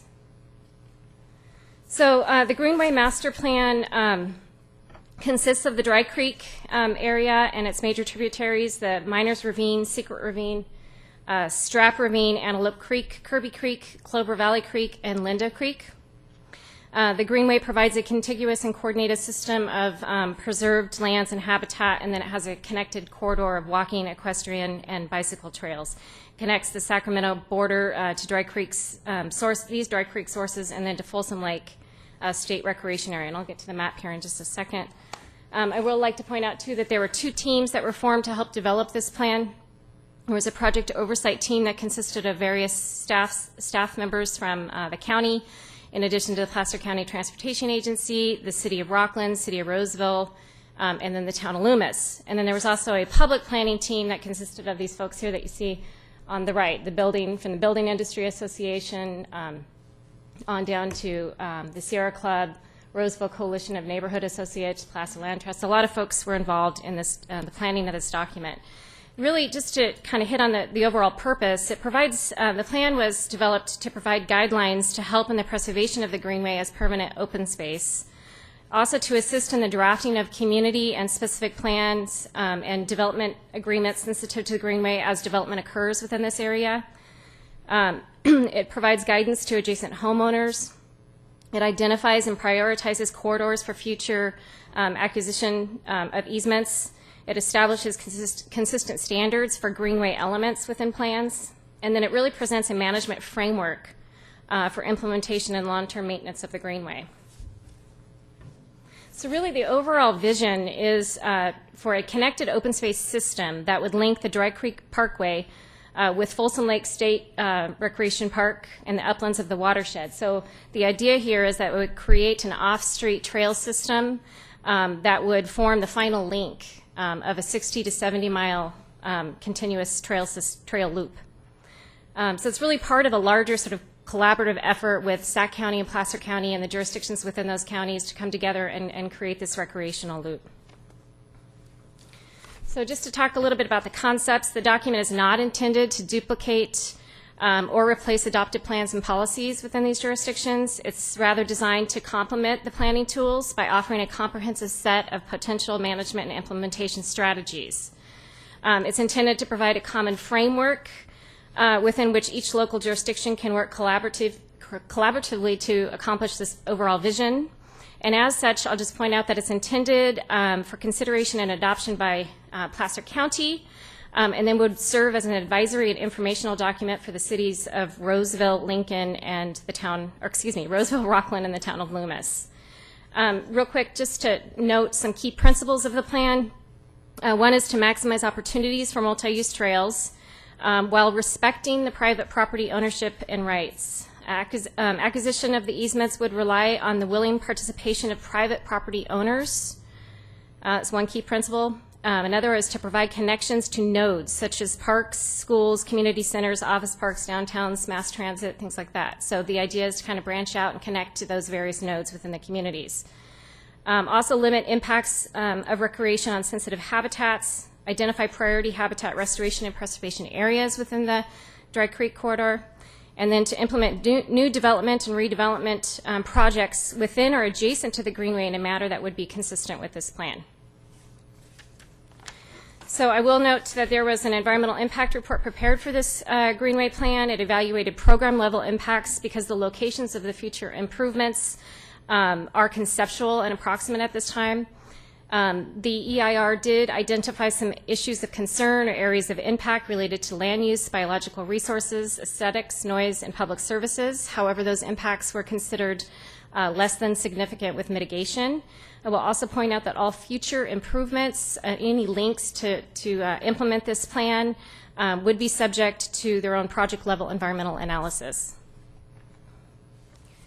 And then with that, I'll just note that the Greenway plan was presented to the Planning Commission on July 21st. They recommended that your board certify the environmental impact report and adopt the plan. And so with that, staff recommends that your board adopt the resolution certifying the final EIR as contained in attachment 1 of your staff report package. And then also adopt the Dry Creek Greenway Regional Vision document as contained in attachment 2. And then real quick, I'll just point out that with your board's adoption, should your board adopt the plan, the next steps would really be to secure funding through grant sources primarily to implement the plan, and then also to help guide any future development projects to help implement the plan as well. And it's anticipated that this would be a phased implementation. So I'd be happy to answer any questions if you have them. Thank you. Any questions? I have one question, maybe for both of you. How much potential linkage and amplification can there be with the adoption of this and the Placer County Conservation Plan once it's adopted, particularly as it relates to a lot of state federal grants that we've talked so long about? Lauren is, in this case, predominantly focused on endangered salmon and steelhead. Because one aspect of this plan does focus on the stream environment itself as well as the associated riparian habitat and floodplain, there is a restoration and conservation component to it that goes beyond trail and park development. And as such, having a program level EIR already certified on the shelf, ready to go, it puts us in a more competitive place for any grant funds that might be out there in terms of our ability to move forward quickly on a project. So the key there is we've taken a step towards identifying the Dry Creek area as an area of consideration for both conservation and restoration via this plan in advance of the adoption of the PCCP, and having a program level EIR makes us highly competitive in terms of our ability to get out there and find grants. So it's a net positive. Then to what extent could this be a template for the other drainages, watersheds, sub-watersheds, I guess, if you will, in Placer County, Coon Creek, Auburn Ravine, et cetera? All of the major watersheds, Pleasant Grove, Auburn Ravine, Coon Creek, Markham Ravine, have at least some level of ecosystem restoration planning that's been done. What sets Dry Creek apart with the Greenway plan is two things. It does have this recreational and trails component, but most importantly, it does have, should you certify it today, a program level EIR. But those other watersheds do have at least a plan that is available, which has led, in the case of Auburn Ravine, to the Fish Passage project that's under construction at this time. And then just lastly, a comment that's a commendation for making sure you're working collaboratively with some of the community-based groups. I think they can be huge resources. Dry Creek Conservancy, but as we move up some of these watersheds, Sarsis, if we can work with them and help them actually identify ways by which they can be a greater resource to us and us to them, I think there's tremendous upside. I know there are a lot of property owners that are actually willing, hesitant, perhaps maybe to work with government, but really willing if they know we can deliver a good relationship, and using that energy that's already out there, I think is a tremendous asset to us. So thanks. Jack. Yeah, very good information, Lauren. Thank you very much. Just to clarify, this is a project level EIR. Once we do have program level. Once we actually have a project, there will be further scrutiny at the ground level, correct? Thank you. Anyone from the public wish to address us? Seeing none, pleasure of the board. Moved and seconded to adopt the Dry Creek Master Plan as stated. All those in favor say aye. Aye. Opposed? Motion carries. Thanks. Okay, well, we must be back on schedule because I don't see any more timed items, even though we've jumped all over the place. But we have 6,000 or 7,000 department items, and we will start with Revenue Services. Authorize the extension of a 3-year standard agreement with the State of California Franchise Tax Board Court-Ordered Debt Collection Program. Jerry, or, well, Clark, Jerry. One of you guys. I'll take it this time. Good morning, Chairman Wygant, members of the board. Clark Moots, Director of Administrative Services. Before I begin speaking on this item, I want to formally present to you Placer County's new purchasing manager, Brett Wood, and Virginia Myers, the county's new revenue services manager. Brett hails from Johnson County, Kansas, and Virginia Myers is from Sonoma County. They bring a wealth of experience, and both of them have hit the ground running, and from what I've already seen, Placer County has 2 outstanding new managers to serve our constituents. Thank you.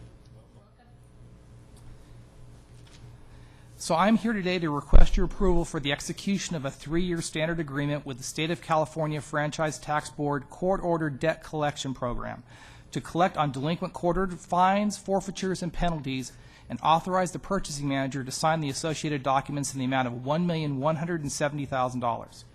To provide you some background, the county has utilized this program since 1996 to supplement our collection efforts, which has allowed over $22 million in revenues to be collected to date. In fiscal year 11-12, it is projected that this program will produce $2.6 million in revenues at an estimated annual cost of $390,000, which equates to a 15% administration fee on the amount collected. There are no fiscal impacts to the county's general fund, as the administrative fees for this program are reimbursed fully through Penal Code 1463.007 cost of collections. The term of this agreement will be from December 1st, 2011 through December 31st, 2014. I'm available for any questions you may have on this item. Questions? See none. Anyone from the public wish to address this item? Pleasure of the board. Moved and seconded to approve this item. All those in favor say aye. Aye. Opposed? Motion carries. And then information technology, recommendation to adopt a Placer County Information Technology Strategic Plan. And that must be Jerry. And Clark. It's going to be a team effort this time. In fact, two Jerrys, a Kathy, and a Clark. Good morning, Chairman Wygant, members of the board. Clark Moots, Director of Administrative Services. I'm here today with Jerry Gomez, Assistant Director of Administrative Services, Kathy Buchanan, Deputy Director of Information Technology, and the entire Placer County Information Technology Steering Committee. This committee is comprised of executive-level members from each of the county's functional groups and is chaired by the County Executive Officer. Representatives with us today are Kathy Martinez, representing Finance. Kathy, could you stand, please? Yes, Kathy. Michael Johnson and Kelly Berger, representing Public Ways, Facilities, and Community Development. Lori Walsh, representing General Government, since Nancy Nittler is on vacation. And Jim Gantley, representing Health and Human Services, since Dr. Rich Burton's in Washington, D.C. And Jerry Silva, representing Criminal Justice, is at the table before you here. The first Information Systems Master Plan was adopted by your board in 1989. Since then, Placer County has aggressively pursued increased efficiency and enhanced revenue collection through the use of information technology solutions. Today, the Placer County Information Technology Steering Committee is requesting your approval of the Information Technology Strategic Plan. And also asking you to adopt the plan and provide input and direction for the continued enhancement and streamlining of county government services through the use of information technology solutions. I would like to now turn this over to Kathy and Jerry to provide you with a brief presentation on the Placer County Information Technology Strategic Plan. Thank you, Clark. Good morning, Mr. Chairman and members of the board. I'm Kathy Buchanan, Deputy Director of IT. I'm here today with the members of the IT Steering Committee to present the proposed Information Technology Strategic Plan for your consideration and approval. As Clark mentioned, the first Information Systems Master Plan was adopted by your board in 1989, followed by the adoption of the Information Technology Policy Statement in 1994. In 2002, the strategic plan was updated, and I'd like to highlight some of the accomplishments that have been achieved since this update. Since 2002, the accomplishments in the countywide mandated core systems include an upgrade to PAS, the county's financial management system, and the implementation of ACORN, the county's payroll personnel system. In the area of the department-specific mandated core systems, an upgrade to the criminal justice system was completed, and a separate network infrastructure for HHS to comply with HIPAA requirements was also implemented. There were department-specific systems implemented as well. These included PLUS, the county's permitting system for the Community Development Resource Agency. The infrastructure for the library network was upgraded to support 11 libraries and included the addition of free Wi-Fi access to its citizens. On the countywide enterprise technologies front, we implemented a document management system, also known as SIRE, to help departments convert from paper to electronic storage of documents. Web services were implemented to enhance the public's ability to access information 24 hours a day, 7 days a week. One example is the restaurant inspections reports that the Environmental Health now has online. County meetings, such as this Board of Supervisors meeting and the Planning Commission hearings, are available online to the public via streaming video technology. And we as a county now utilize web and video conferencing technologies to reduce travel expenses and our carbon footprint on the environment. The Information Technology Strategic Plan's key goal and objectives being proposed today will define the county's strategic technology initiatives, identify an IT capital outlay fiscal plan, and serve as a roadmap to assist with the prioritization of the county's goals and objectives. This roadmap will help define the technical strategy for the county that encourages creative, innovative solutions that leverage technology to enhance and ensure the county services are available to our citizens. The IT strategic plan focused on 6 key initiatives that would bridge the gap between where the county information technology is today and where it needs to be in the future. I'll briefly cover these initiatives, starting with the proposed enterprise initiatives. Within this initiative, there are 6 categories that were addressed during the development of the plan, which impact all areas of the county. This plan also contains 2 new categories. They are department-specific emerging technologies and development and sustaining IT capital investments, which I'll cover later in the presentation.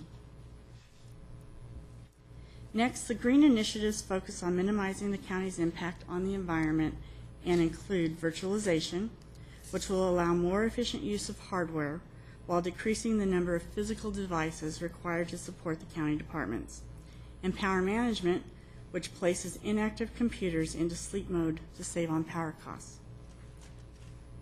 Web initiatives enable citizens to utilize the internet to conduct business with the county 24 hours a day, 7 days a week.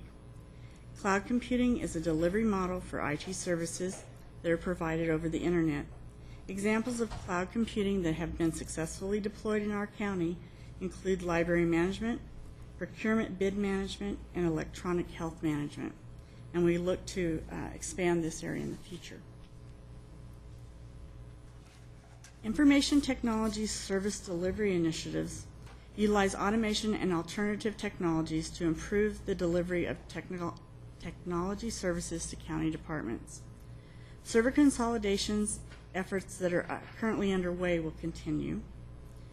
And with the the consolidation of HHS and IT technology staff, we're working towards the consolidation of people, data, and software to eliminate the duplication of service and develop a sustainable service delivery model. The single sign-on technology will allow county staff to log in once and gain access to all systems that they currently have access to. The storage area network consolidations will move from the current environment where we have multiple storage area for county data to a single, more efficient storage solution. Radio initiatives include the implementation of a countywide radio network solution to enhance interoperable communications between law, fire, and medical response teams during emergencies. And telecommunications initiatives maintain and enhance communications between county departments and the public. The IT strategic plan was developed utilizing the same governance structure approved by the board in 1989. The participants of the IT steering committee include the 5 functional areas of the county. These are criminal justice, finance, general government, health and welfare, and public ways, facilities, and community development, and is chaired by the county executive officer. Having all functional areas of the county involved ensures synergy and accountability among the participants. During the development of the IT strategic plan, the IT steering committee directed the inclusion of a cost allocation methodology that included a method for categorizing systems and allowed for a full cost recovery of these systems. This methodology identifies the full cost of operation, including the acquisition, annual maintenance, and the capital replacement. These costs are consistent with the Placer County charge-out rate policy. The IT steering committee is supported by an IT working committee. This committee is chaired by the Deputy Director of IT and includes participants from each department within the 5 functional areas. This committee acts as an advocate for the departments and reviews and recommends future IT systems to the IT steering committee for consideration and prioritization. This slide represents the process that's utilized by the IT working committee to present IT systems to the steering committee for consideration. A representative from the IT working committee presents the proposed project to the steering committee. That presentation includes the project objectives, proposed solution including a funding source, the current automation environment, and the justification. 7 justification categories include legal mandates, operational service improvement, health or safety issues, cost reduction or cost avoidance, revenue enhancement, sustainable funding, and a demonstrated benefit to a broad range of users. The IT Working Committee developed the following 7 initiatives and presented them to the steering committee utilizing the presentation process described in the previous slide. I'd like to take a moment to highlight these initiatives, starting with the countywide mandated core systems. PAS is the county's financial management system and is managed by the auditor controller. This system is required to comply with federal and state laws and to comply with accounting standards such as GASB. Recommendations are to continue to maintain system use, continue to fund the annual maintenance of this system, utilize the proposed cost allocation methodology to develop user costs for the system, and prepare a feasibility study to fully identify the business requirements and costs to replace the system. ACORN is the county's payroll personnel system and is jointly managed by the auditor, controller, and the personnel departments. The system is required to comply with federal, state, and local mandates, as well as tax compliance. Recommendations for this system are to continue to maintain system use, continue to fund the annual maintenance of the system, develop a total cost recovery plan, and as the need arises, develop system enhancement priorities and present them to the IT Steering Committee for consideration. In the category of department-specific mandated core systems, we have Megabyte, which is the county's property tax system and is jointly managed by the assessor, auditor, controller, and the treasurer tax collector.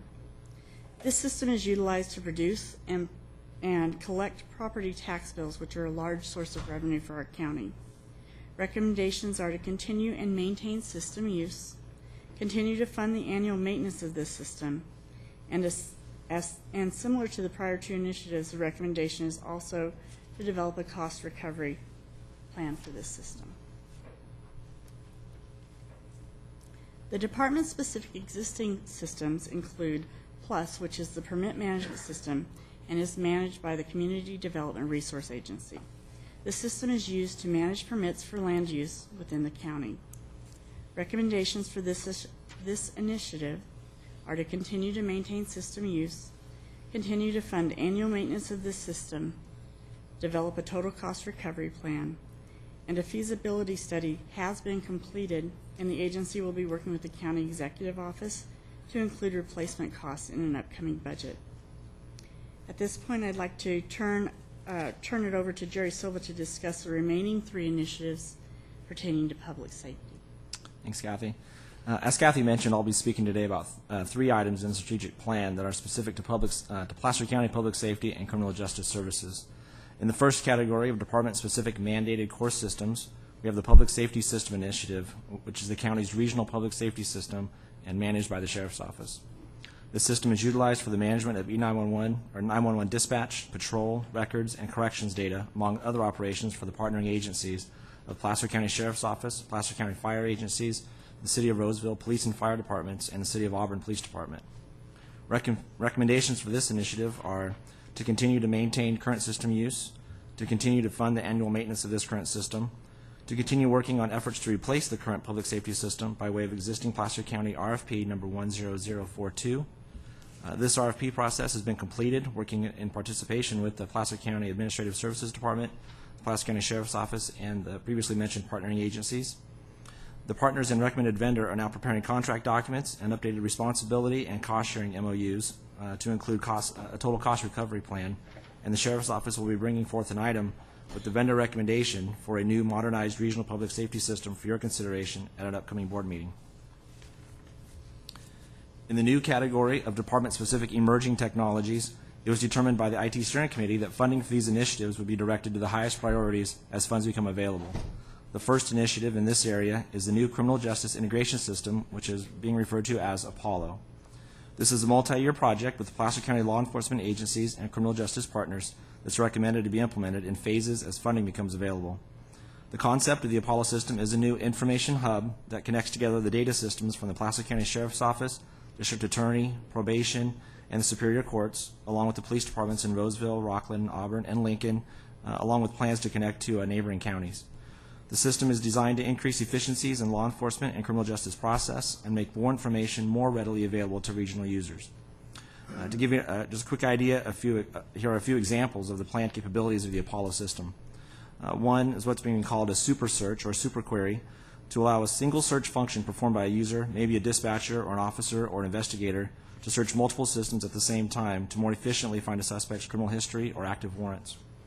Another example is a field-based pre-booking process, which would allow all sheriff and police departments to start completing the booking record while still in the field. This reduces their time spent in the jail and returns the arresting officers to the beat more quickly. The recommendations for this Apollo initiative include continue reviewing potential system integrators identified in RFI number 10036, development of a responsibility and cost-sharing MOU to include a total cost recovery plan with participating Placer County law enforcement agencies and criminal justice partners, to continue attempting to fully fund the project via grants or other outside funding. And a current status for this initiative is that the pilot project is being prepared for showing to regional partners, and upon regional agreement, the Sheriff's Office will be bringing forth an item with the vendor recommendation for the Apollo project for your consideration at an upcoming board meeting. The second and final initiative in the category of department-specific emerging technologies is the in-car camera project managed by the Sheriff's Office. This is an ongoing project with cameras currently installed in 15 of the 80 total patrol units. Having video cameras in these 15 patrol vehicles has already provided benefits, including but not limited to one being reduced court time for superior courts and district attorney prosecutors, along with mitigating risk to the county by having video evidence of events. For this item, we'll continue attempting to fully fund the project via grants or other outside funding sources. And now at this point, I'd like to turn it back over to Clark Moots to wrap up our presentation. Thank you, Jerry. Go to the next slide, Kathy. There's an appendices to this plan. The plan is a small plan, very large appendices, but the appendices I just wanted to highlight briefly for your board is comprised of several other technology-related plans from not only Administrative Services Department, but also from other county departments as well as relating to specific countywide systems. And they include things such as the GIS Strategic Plan, the Sheriff Information Technology Strategic Plan, the PLUS Strategic Plan that was put together with CEDRA and other partners. HHS has a Strategic Implementation Plan. There's also security policies, project management guidelines. Was also the assessment with HHS where we determined of consolidation between central IT and HHS for IT services. So it's not just one thing, it's multiple things throughout the county. It's a living, breathing document. It's a document that we are proposing to be able to bring back forward to your board in the future when such a thing like a ACORN strategic plan is presented to your board for consideration. It would then be included back in this plan. So with that, I'd like to wrap up with a few comments. As local government agencies continue to experience reduced funding and staffing levels, information technology solutions are being relied upon to bridge these gaps. The need to identify new and innovative ways to lower cost and continue to provide quality customer service through sustainable service delivery models centered on information technologies has never been greater. Placer County's resources are not infinite. The county must attempt to maximize the utilization of existing resources, giving careful consideration to the way it does business, providing the necessary resources to meet the demands of existing and emerging technology platforms and applications. Basic county services such as justice, public protection, health, library, social services, public works, and general administrative services all depend on information technology systems. These systems must be planned, managed, and deployed with the same care and attention as are all other county infrastructure, such as roads, buildings, and personnel. In order to enhance and streamline the delivery of services to our county departments and citizens through the use of information technology, your board's continued support of technology initiatives, including your adoption of the Information Technology Strategic Plan, is being requested at this time. This plan defines Placer County strategic initiatives for the next several years and will assist in prioritizing specific county efforts and programs. As projects are developed and sustainable funding is identified, individual projects, such as were highlighted by Jerry today, will be presented to your board for final determination and approval. I'd like to thank the County Executive Office and the Information Technology Steering Committee for all their assistance and support of this plan. We're all here available for any questions that you may have of us. Thanks, Clark. Jack. Yeah, thanks so much, Clark, Jerry, and the rest of you. This is a very, it's a huge effort. It really is. And I think it would be real helpful to just try to give some context to the folks that are watching this as to how much in real dollars this system that we have now costs, and also what that upkeep is. Certainly, Supervisor Duran. We, from the IT capital outlay plan, we've been working on with the county executive office. We identified from central IT and throughout the whole county, all the county agencies and departments, that it costs, if any one time, like if everything went away from IT and we had to replace everything in the county, right now it's approximately $72 million of IT assets throughout the county. That's including radio networks, 911 networks, public safety systems, financial systems, payroll systems, you name it, PCs on the desk, whatever it is. This is what the full value of that is. Average annual cost to fund that and replace that, to fund it is about $864,000. We have a capital replacement plan, it's a 10-year plan, so $7 million are expended on an annual basis to try to replace different technologies. Thank you very much. Any other questions or comments? Tom. If I could just add to what Clark had said earlier, that as your board's aware, we're about 400 positions vacant and unfunded, and those were filled positions 3 or so years ago. At the time of the economic downturn, your board made a point to continue to fund technological improvements, IT improvements in particular. I think part of the reason why one of the reasons, and there's many, why our services not declined with that reduction in staff is because of the investment that we've had in technology, being able to reach out to the customers, clients that we serve, as well as providing the services more efficiently in-house, appropriate use of technology. Is there anyone from the public who'd like to address this item? Seeing none, I'll bring it back to the board, but just thanks to all of you guys. It's a huge effort that's obviously ongoing, but a tremendous milestone, I think, that you brought before us today. And in the 17 years I've been around here, there's been huge improvements in technology just as it relates to the stuff that comes across my desk, which is not even close to the big picture for all of the efforts that you support. So thanks. Thank you. Pleasure of the board. Moved and seconded to approve the Placer County Information Technology Strategic Plan. All those in favor say aye. Aye.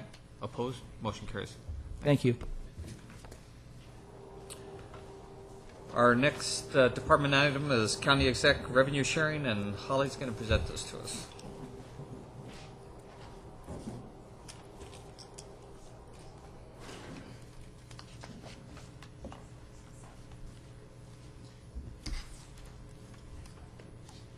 And she's smiling, so that's a good thing.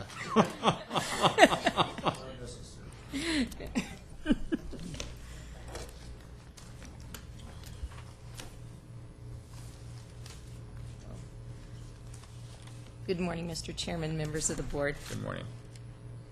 We're here today to discuss revenue sharing and the administrative process for implementing a revised approach for considering revenue sharing requests. I know it's everybody's favorite topic, so I'm really happy to be here today. As you may recall, this has been discussed a number of times, and at the October 11th meeting, the board directed that a process be implemented that would increase transparency and public involvement. The process that was directed was a process wherein comments on revenue sharing applications would be posted to the web so that board members had input from the public as to what were some of the positive aspects of those proposals from the public perspective and those that might be less positive. At that same meeting, the board affirmed criteria for consideration when developing recommendations for revenue sharing. Those included support of core county functions, leveraging existing dollars or enhancing further funding opportunities, supporting public-private partnerships, promote economic development efforts, and enhancing regional and interjurisdictional programs and services. In general, the process that's been developed, and there is an attachment in your board packet that provides even more detail, but in general, the application for funding is submitted to the district supervisor. The applications at that same time are posted for a 14-day review period on the county website, and public comment is solicited. At the close of the comment period, the district supervisor makes a recommendation to the full Board of Supervisors for funding any given project. The item is then placed on the agenda for review and consideration by the full board. And I neglected to note that supervisor comments can also be posted on the web next to those applications in support or opposition to the project. So the full board does consider the projects. The full board takes a vote on the project or program or the application, and that would be the approval process. I would also note that in districts 1 and 5, it was requested that those revenue sharing funds that would otherwise be allocated be added directly to the Health and Human Services budget in support of core county functions. Should a budget revision be required to implement those designations, Health and Human Services staff would come back with a budget revision to do so.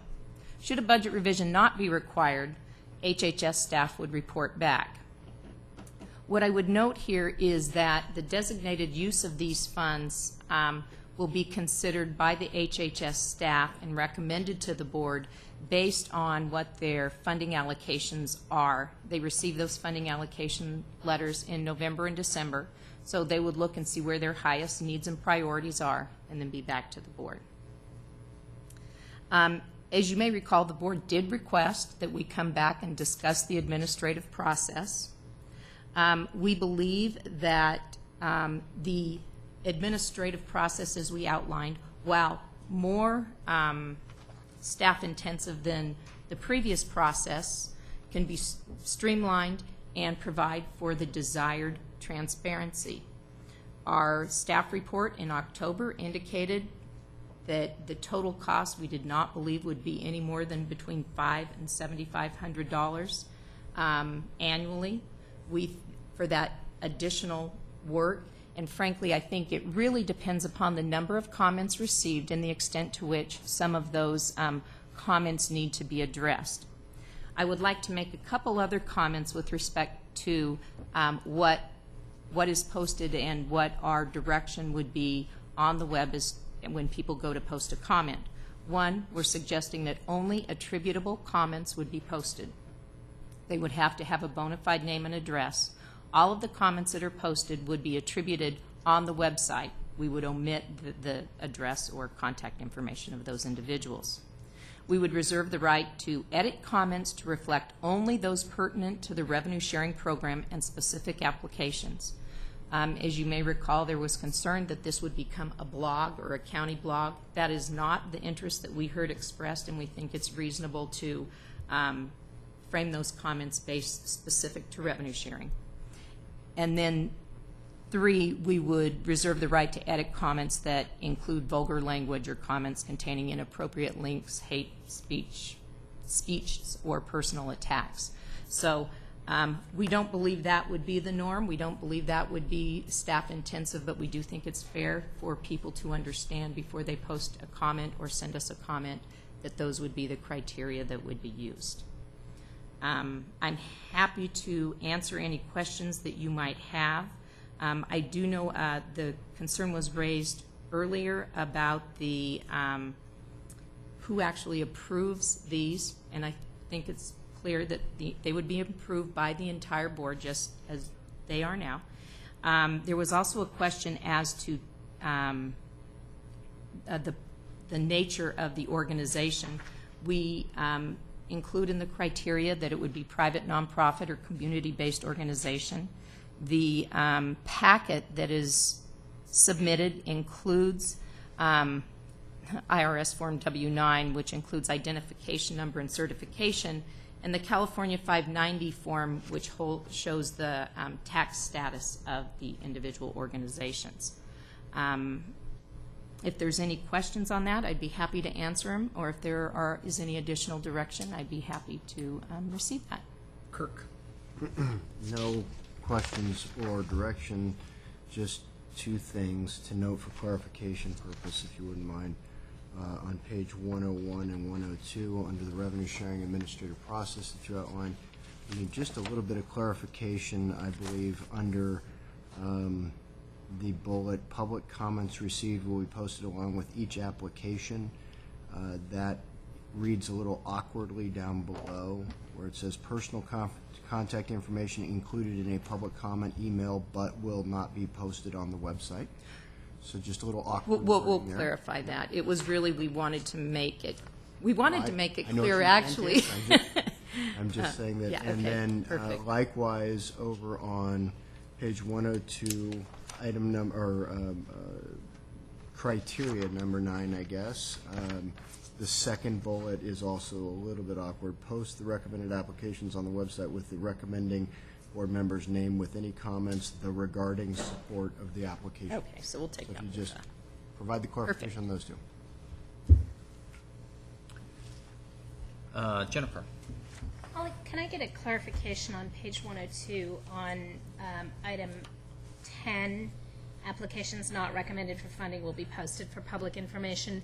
How does that relate to our current process, which is number 4 on page 103, which is hard copies of unfunded applications are kept in the Board of Supervisors' office in a public binder for review upon request? Right. Currently, those unfunded applications are not posted. We will post those that are not funded because the discussion was that board members would have the opportunity to comment, so we will post them for a designated time frame. They will all be available for review for whoever might want to review them. And will we have something like a backup copy of it so people can come Oh, absolutely. once it falls yes. off the website? Yes, absolutely. Yeah. Okay, thank you. We keep them in perpetuity.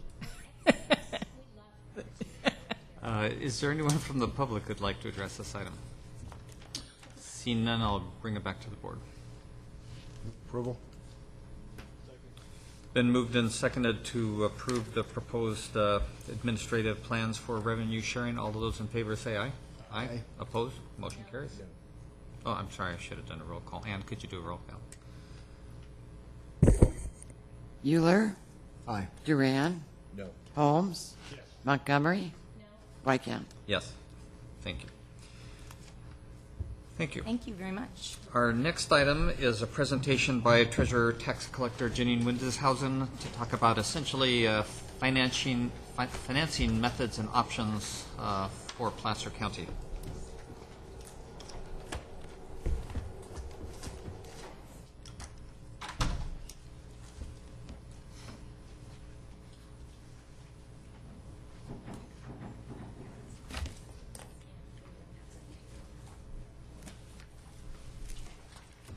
Good morning, Mr. Chair, members of the board.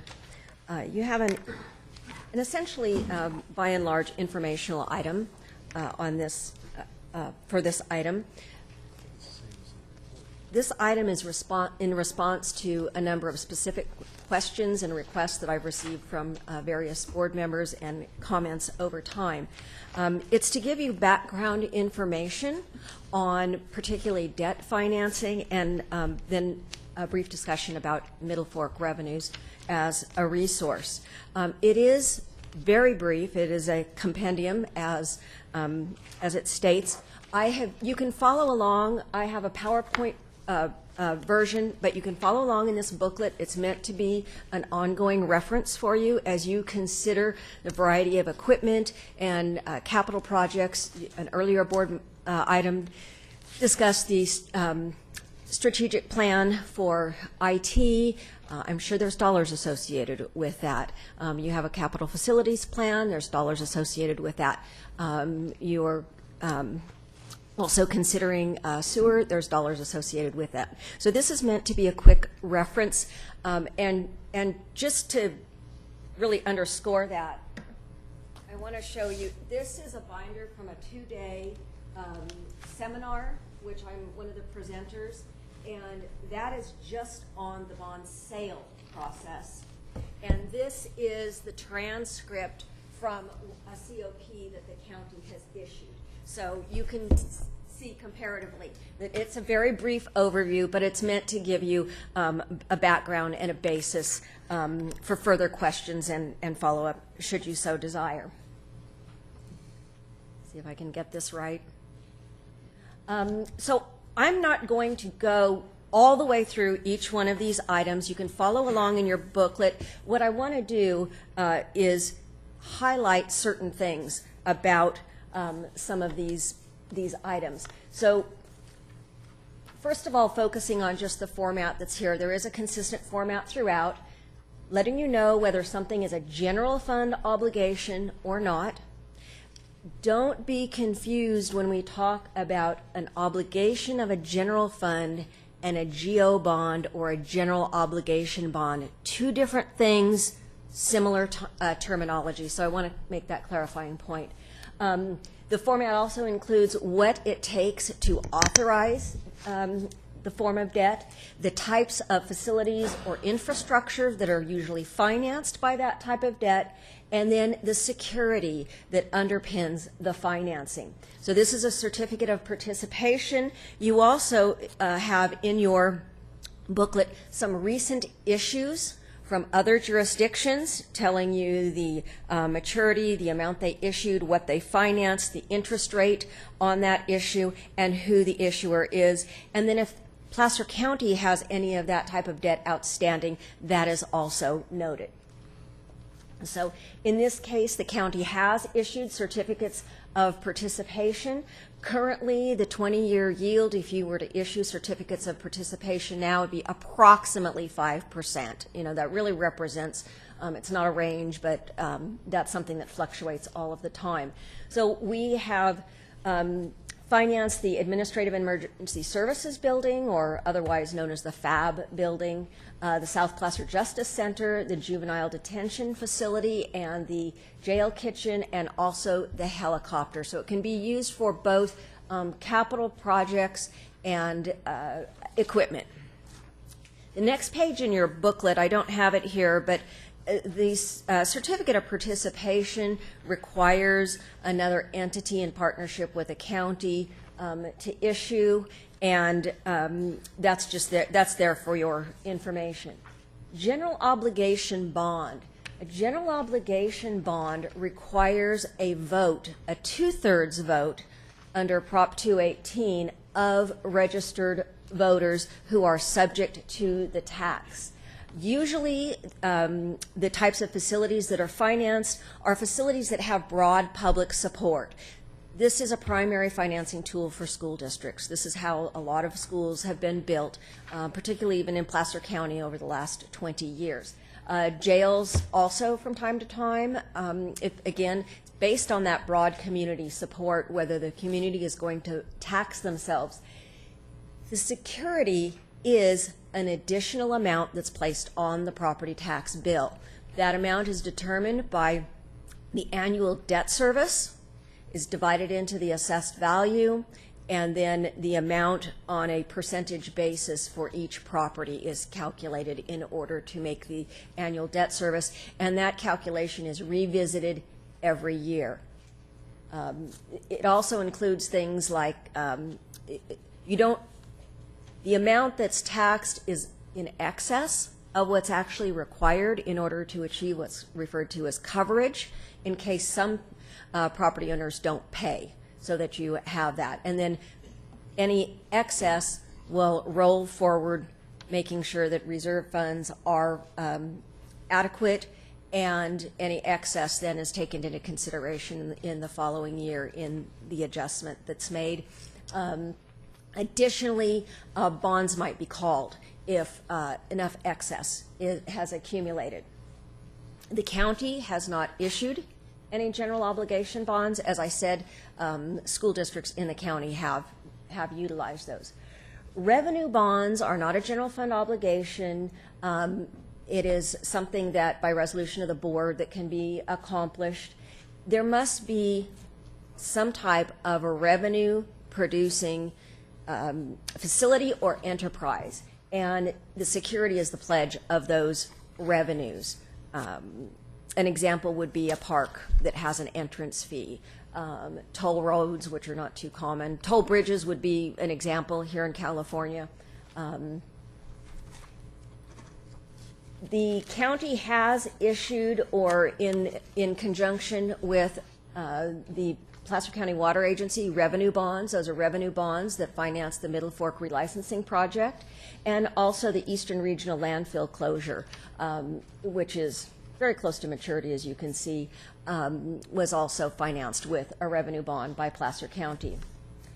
There's also assessment bonds, and those require a weighted vote of the property owner. So within that district, the properties are characterized by an engineer, types of commercial properties, properties with acreage, single family, multifamily, et cetera, and an amount is attributed to each type of parcel within these categories for the benefit received by the infrastructure that's going to be placed. One of the things that is important to note about an assessment district is there must be a direct benefit, a finding of a direct benefit to the properties that are going to have the additional assessment placed on the property.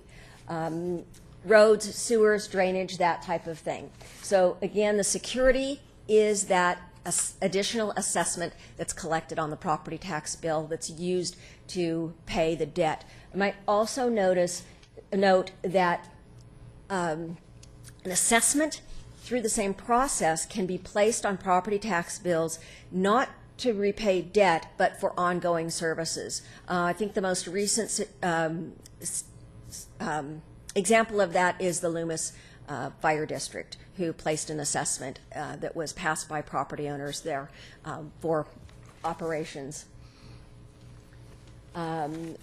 The one issue that Placer County has is Placer Corporate Center. That was financed through assessment bonds. You note there the interest rate is almost 6.5%.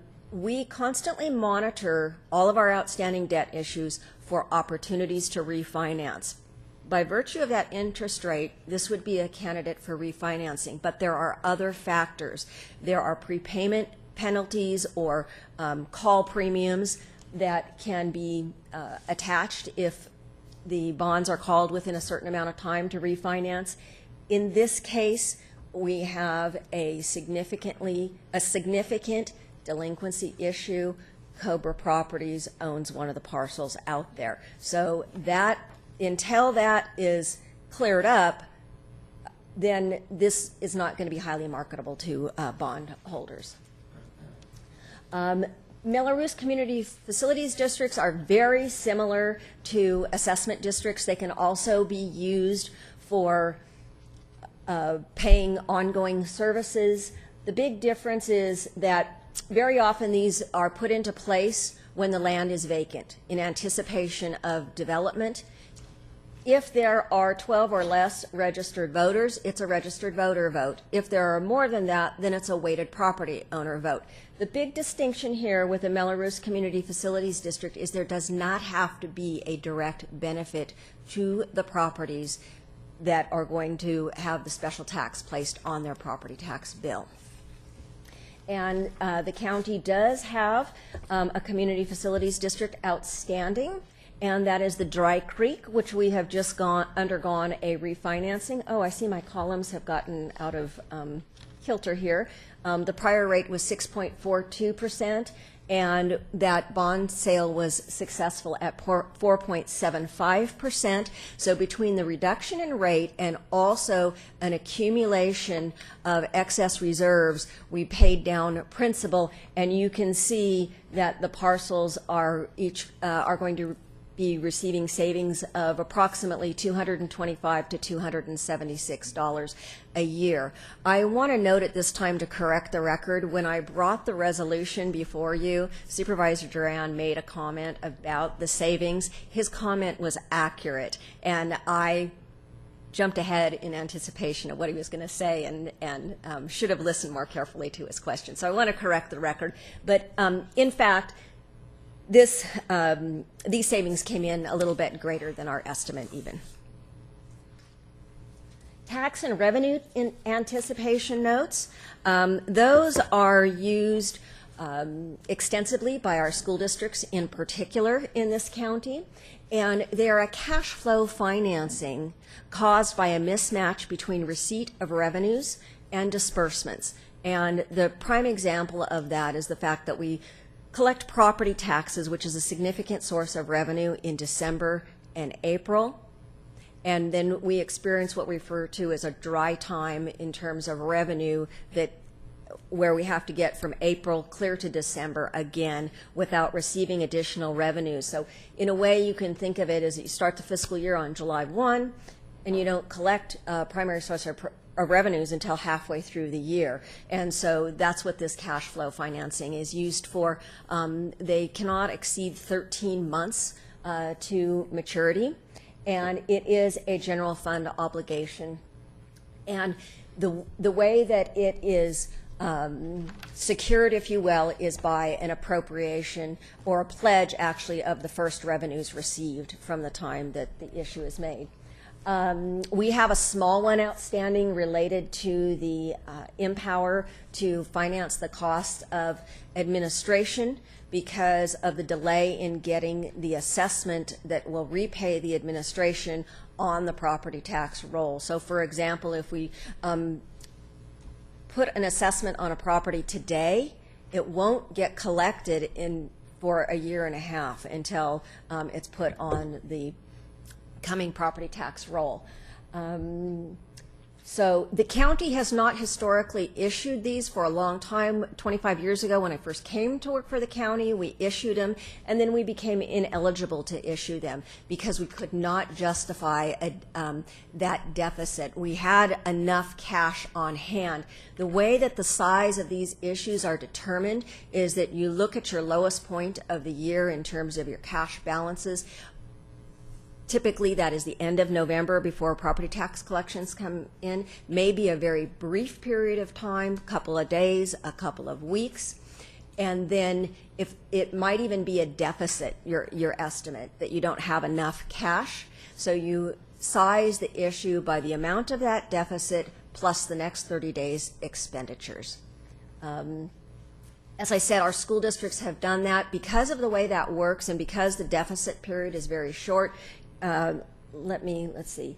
In your information, it shows that the rates on trans are very, very low. They have been less than 0.5% and even down in the 0.25% range. So one of the things that happens with school districts, and this board takes action on those school district financings annually, if you recall, is the district is issuing this debt, and you have examples here actually of other counties issuing this debt. They issue this debt, it's deposited into the Treasury, and it starts earning, in the last couple of years, it's been around 2%.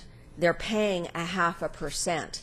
Then they'll utilize that cash during that deficit period that's only a few days. So they're incurring the cost of that borrowing for that brief period of time, then they're receiving arbitrage for the rest, a positive arbitrage. And so it's used as a tool, not just for cash flow financing, but also as a revenue source. Pension obligation bonds.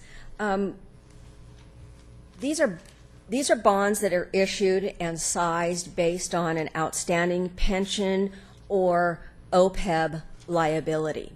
So if you have a liability of $100 million, you can issue bonds in the amount up to $100 million.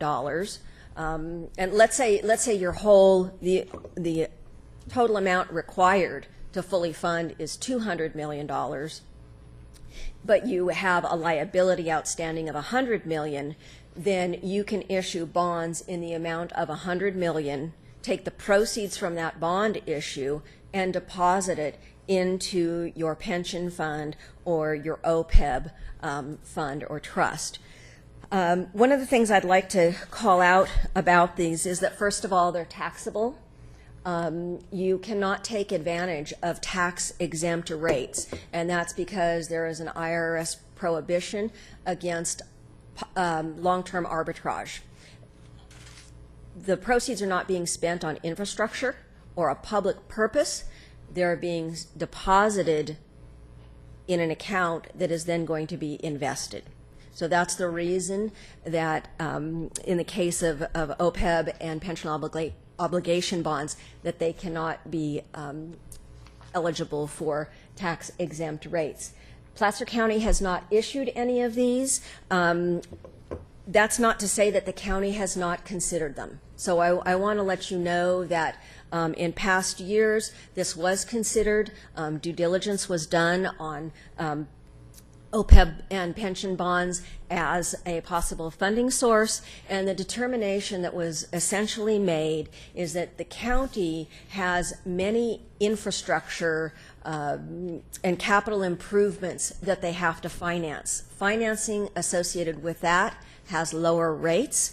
The other thing is that when you invest in a building, the value of it is relatively stable, and there is an ongoing public benefit. When you take these proceeds and you invest them, in our case it would be in a CalPERS pension fund or our OPEB trust, that money is invested, so you now have an obligation of $100 million.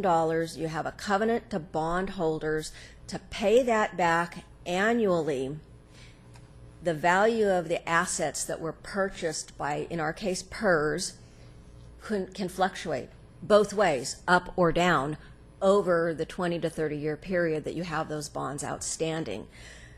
Another thing to note about that is that once you issue those bonds, you now have a legal obligation and a covenant to bondholders to pay that annual amount.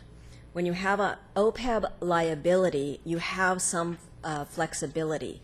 It is an accounting disclosure, and the reason it is an accounting disclosure is it is considered prudent to fund your pension liability. But there is not a consequence other than the disclosure about the level of funding and the amount that you have put away annually in the case of maintaining a liability versus a bond obligation. The next item is a securitization. I think the easiest way to explain this is if you think of the lottery winner who they're informed of their winnings and they are paid an annuity over time.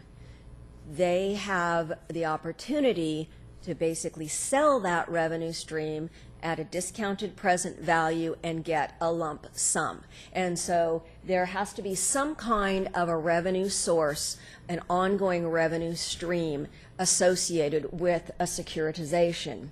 So in Placer County's case, we have issued tobacco bonds. We receive a tobacco settlement amount from the lawsuit that was pursued by states and some counties, and that revenue stream is ongoing into perpetuity. We have financed, in order to obtain that lump sum, and then we have refinanced it. One of the things that I want to point out is that we received $59 million. And this was our net interest rate. Since we issued those securitization bonds, the rating has gone from a medium grade BBB, it's been downgraded 7 times, to a B minus. What's important to notice is that if you went out to the market today to securitize this, that rating drop would mean that you are going to get a lot less money and the discount is going to be greater. So in this case, one of the things that we are attempting to do, and the reason that it's been downgraded in the case of our tobacco bonds, is pressure on smoking. In the process of doing this, we paid $100,000 for a tobacco consumption survey. and part of it was specific to Placer County, because things like taxes on tobacco, smoking laws, public education have an impact in terms, and lawsuits have an impact in terms of downward pressure on tobacco sales. And the revenue for the settlement is based on tobacco sales. And so that's the reason that this has gone down. This is, for us, the fact that it went down, the ratings went down, says that it's good that we issued those bonds when we did, because we shifted the risk of that downward pressure on tobacco consumption to the bondholders, and repayment is contingent upon the settlement amount, which is determined annually based on those tobacco sales. There is also, related to water quality and sewer facilities, the state revolving fund that is administered by the State Water Quality Control Board.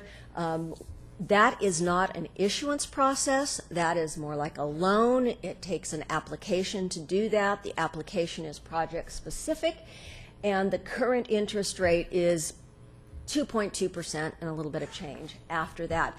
The rate is determined by the looking at the most recent general obligation bonds issued by the state of California and dividing it by 2. So it's half, whatever the most recent rate is at the time of your application. Redevelopment bonds, that is a land-based or land-secured financing. What happens is that when a redevelopment agency is established, the split of revenues between school districts, fire districts, maybe a city, the county, that Prop 13 base rate is apportioned out to all of the districts that are within, that are part, where a parcel has jurisdiction. I really slaughtered that, I know. So you identify a district and the parcels, and all the parcels being served by different districts get a portion of that rate. When a redevelopment agency is put into place, that share is frozen. In subsequent years, of course, the historical thinking and what has come to fruition, except for the last couple of years, is that the value increases. Any additional revenue created by the 1% times the increased value then goes to the redevelopment agency. The redevelopment agency then issues bonds based on a forecast of what that increased income will be over time. Something to note is that proceeds from those bonds do not need to be spent necessarily right within the redevelopment jurisdiction. If a nexus can be established, a benefit nexus to the redevelopment agency by adjacent infrastructure. So one of the things that's interesting is that the Sunset Industrial Area Redevelopment Agency, the footprint is kind of a barbell. It's got a little skinny portion and 2 larger portions. If you were to run sewer through that from one end to the other, you're very likely to go through an area and parcels are going to benefit that are not in the redevelopment agency. But a pipe has to be contiguous, so there's nexus. So that's just an example in that case. The other thing that's important to note is that 20% of those estimated future revenues must go to low and moderate income housing. Placer County has issued redevelopment bonds. We have issued them for the North Lake Tahoe on the 80% that can go to the redevelopment area, and in North Auburn, again, on the 80% that can go to the redevelopment area, and then a third bond where we took the 20% from all 3 of our redevelopment areas, Tahoe, Auburn, and Sunset Industrial Area, and issued bonds for low and moderate income housing. So one of the things, this is one thing that's not in your packet. What I've done is summarized all of this information into a matrix for a quick reference. This is in no particular order, quite frankly, but you can look through and say, gee, you know, what is likely to be the cheapest source of financing? Gee, what does it take to issue a particular type of debt? Does it take a vote of the people? Does it take an action of the board? So that's meant as a quick reference. The next thing that I have to talk to you about is the Middle Fork American River Project and the future revenues that are to be generated from that. This is a graph of historical generation from 1967 to 2003. I call this the shark's teeth because it is so volatile. The main driver in that volatility is hydrology, snowpack, and rainfall. However, there are a number of other variables such as electric pricing and operational costs. Maintenance can be significant. There's 25 miles of pipeline that is 13 feet across. There's 5 powerhouses and 2 dams. And to just give you an idea of the kind of thing that can happen, last night I watched a video that I had seen previously to kind of remind me. But in the 60s, in the early 60s, when this was built, and it still just blows my mind that 25 miles of pipe through bedrock and 2 dams and 5 powerhouses were constructed in a period of about 3 years. But one of the things that happened is in 1964, there was a major weather event in California. There was heavy snowfall in the Sierras, and then a warm front came in, and it was in December. And it caused snowmelt, and the Hellhole Dam, at that point in construction, it was a dam, but it did not have all of its layers on it. It was essentially a coffer dam, and it blew out, and it just was unbelievable. The huge tractors and dump trucks and things like that were just rolled down the riverbed like toys. So I just want to underscore the nature of that facility. My last slide, I think.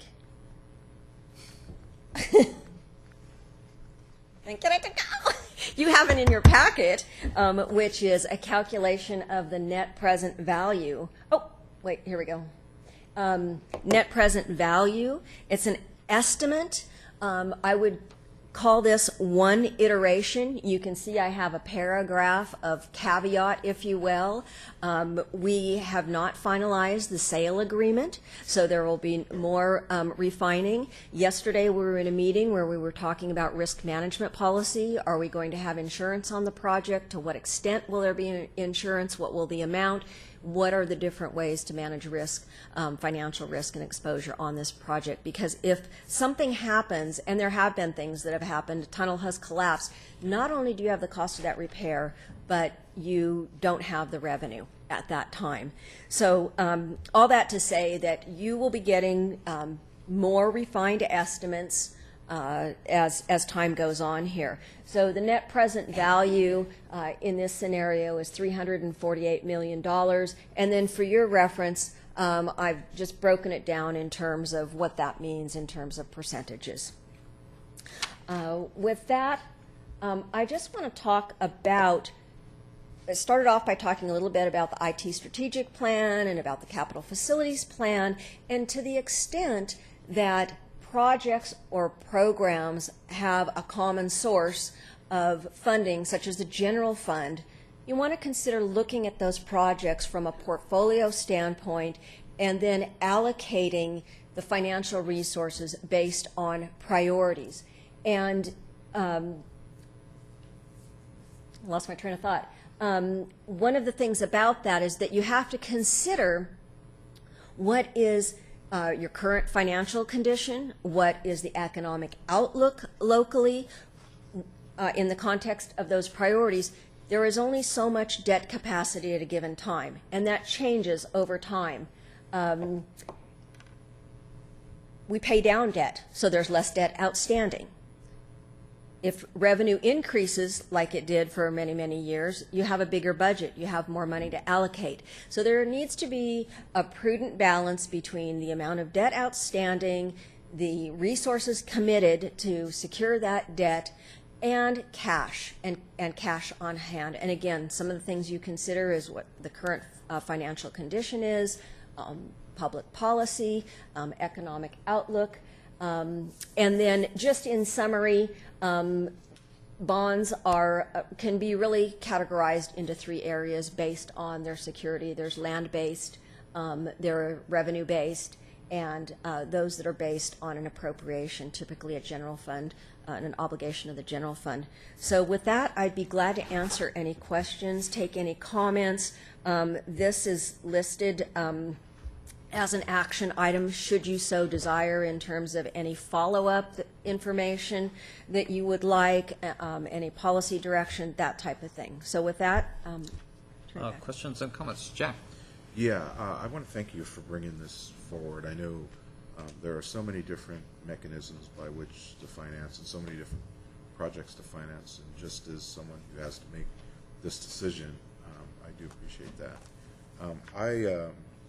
You know, at this point in time, because we have so many things that we're considering in the future that we need to finance, you know, I think this is a good roadmap to kind of get us to where we need to be from a policy standpoint. And I think it would be important to maybe come back and kind of build upon the tools that you've given us to match up, like you said, different types of things that we want to do infrastructure-wise with the appropriate type of finance.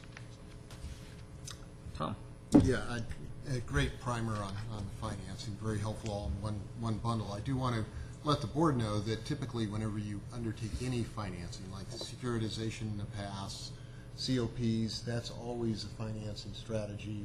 It's a collaboration of all of the offices that are involved. Back to the statement of everybody on the bus. It's not driven by one department. It's a collaborative effort that looks at those opportunities and brings those forward for your ultimate decision. So for those board members who weren't present when we securitized or issued COPs or did through the Mello-Roos in the past, is that's very much the process. We have a bond screening committee that looks at these things. So it really does go through that collaborative process in terms of options and purposes. Yeah, absolutely. Depending upon the type of issue, as Tom mentioned, like bond screening committee, our process is more formalized, and there are a variety of offices and personnel who are involved. CEO certainly has an important role to play in terms of what the budget outlook is and in terms of policy issues. The auditor also has a role in the case of land-based financing. CEDRA has a role. So I think that's an important point. Jennifer? Janine, thank you. This is very, very useful information, and I hope this is going to be available on the web somewhere. So, sort of, I hadn't thought about that. Yeah, so just constituents in Placer County can have the opportunity to look at this as well. I think it's really critically important information. One of the big policy questions that we're going to be moving forward on within the next couple of months is going to be as it relates to wastewater treatment. Are there any of these which cannot be used for either an upgrade or the regionalization process?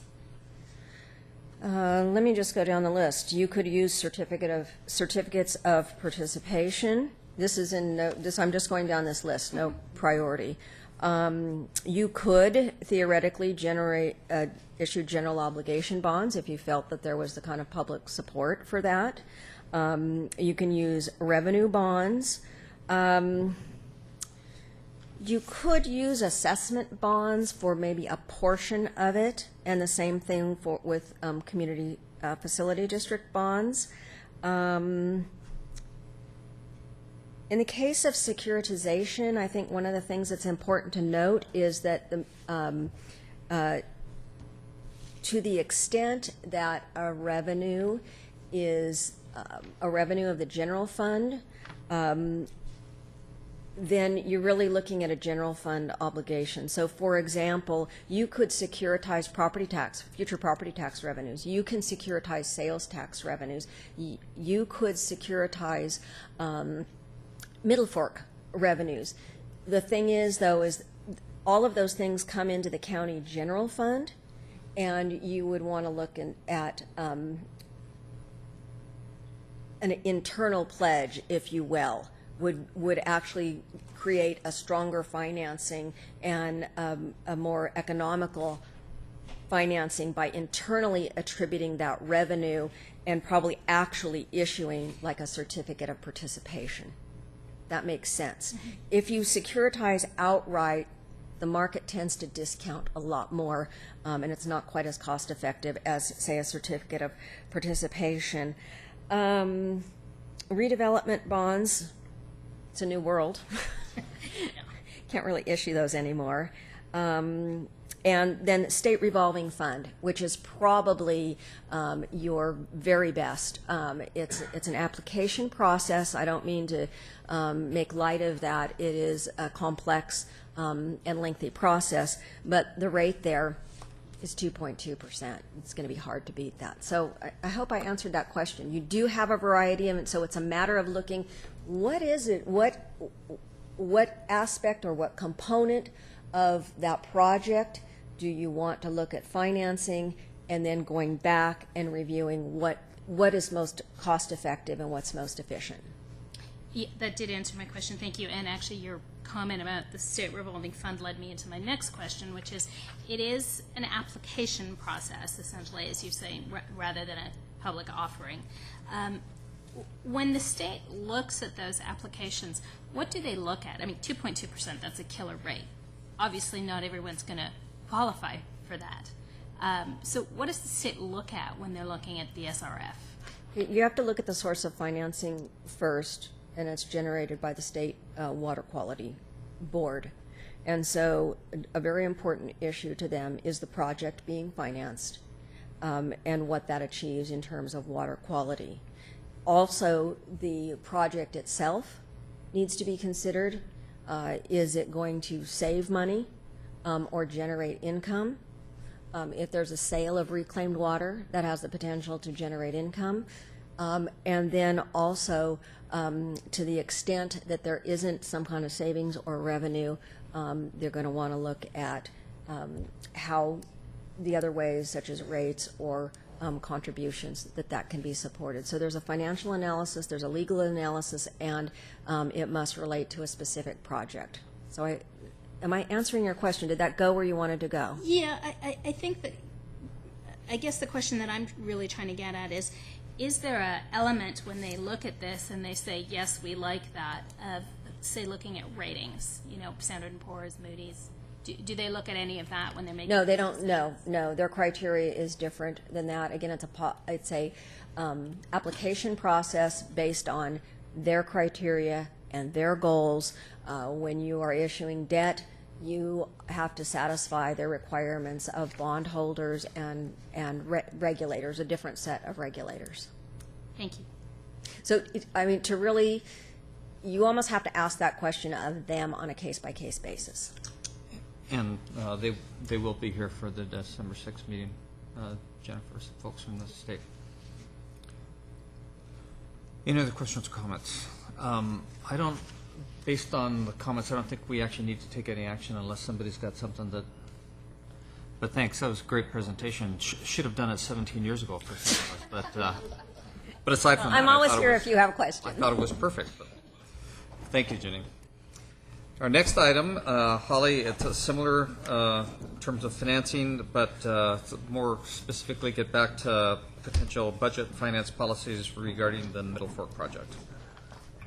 And Holly's still smiling, so that's really good. I still am.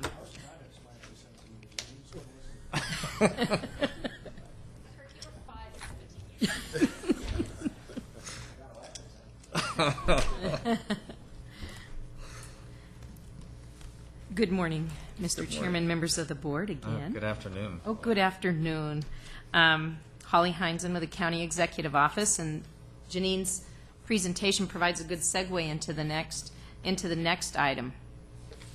As you may recall, on July 12th, this board discussed the Middle Fork project.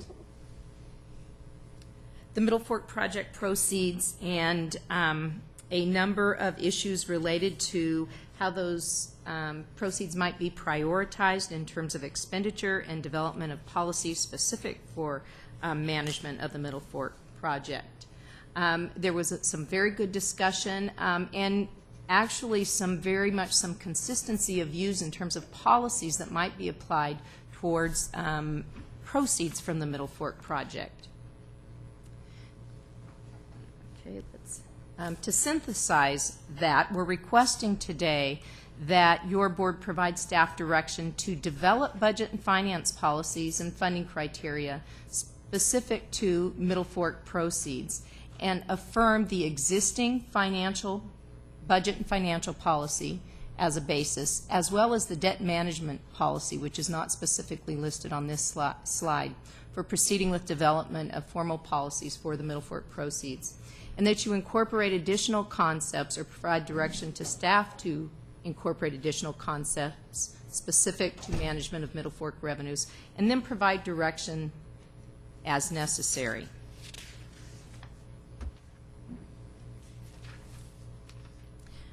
I wanted, excuse me, as you all know, the Placer County budget and financial policies, which I included in your packet, provide overall guidance in determining an appropriate approach for expenditures to be funded from general county resources.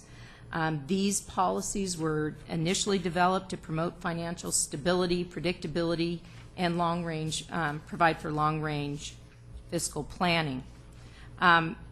We're suggesting that rather than new policies, that we expand or modify these existing policies to address some of the specifics related to the Middle Fork proceeds. The budget and financial policy was initially approved by this board in January 7th of 2003, and the debt management policy in April of 2003. These were a coordinated and cooperative effort between CEO, auditor, controller, and the treasurer tax collector. These policies were also reviewed and evaluated by the Finance Committee. This effort today, just in terms of reviewing these policies again and identifying additional elements that may need to be included in development of a modified policy, were also reviewed and incorporated comments from those same individuals, treasurer, tax collector, auditor, controller, as well as reviewed by the Finance Committee.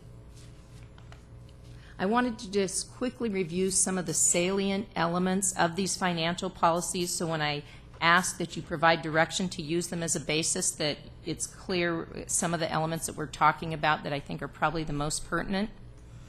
The budget and financial policy basically indicates that we provide realistic and probable revenue estimates, that ongoing costs are funded with ongoing revenues.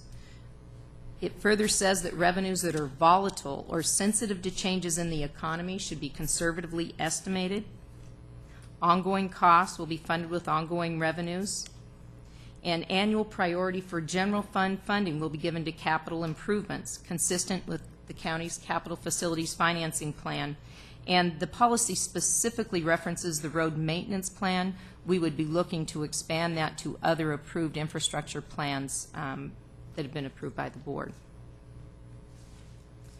In addition, the budget and finance policies talk about capital projects will not be budgeted unless there's reasonable expectations that the resources will be available to pay for them and a financing plan developed. I'm not going to read all these slides. You've seen most of this before, or actually all of this before. What I want to note here is that specific to this policy is a reference to debt, and it's also included in the debt management policy. It does provide some flexibility to the board in terms of when debt is appropriate or when it might be used. It does specifically reference that it will not be used, debt will not be used to finance ongoing operational costs, including those incurred due to new facilities. And the reason I bring that up is there was significant discussion at several prior board meetings as to the ability to finance operational costs, and I wanted to point out that that is a specific reference that obviously could be changed by your board, but certainly is not one that we're recommending at this time.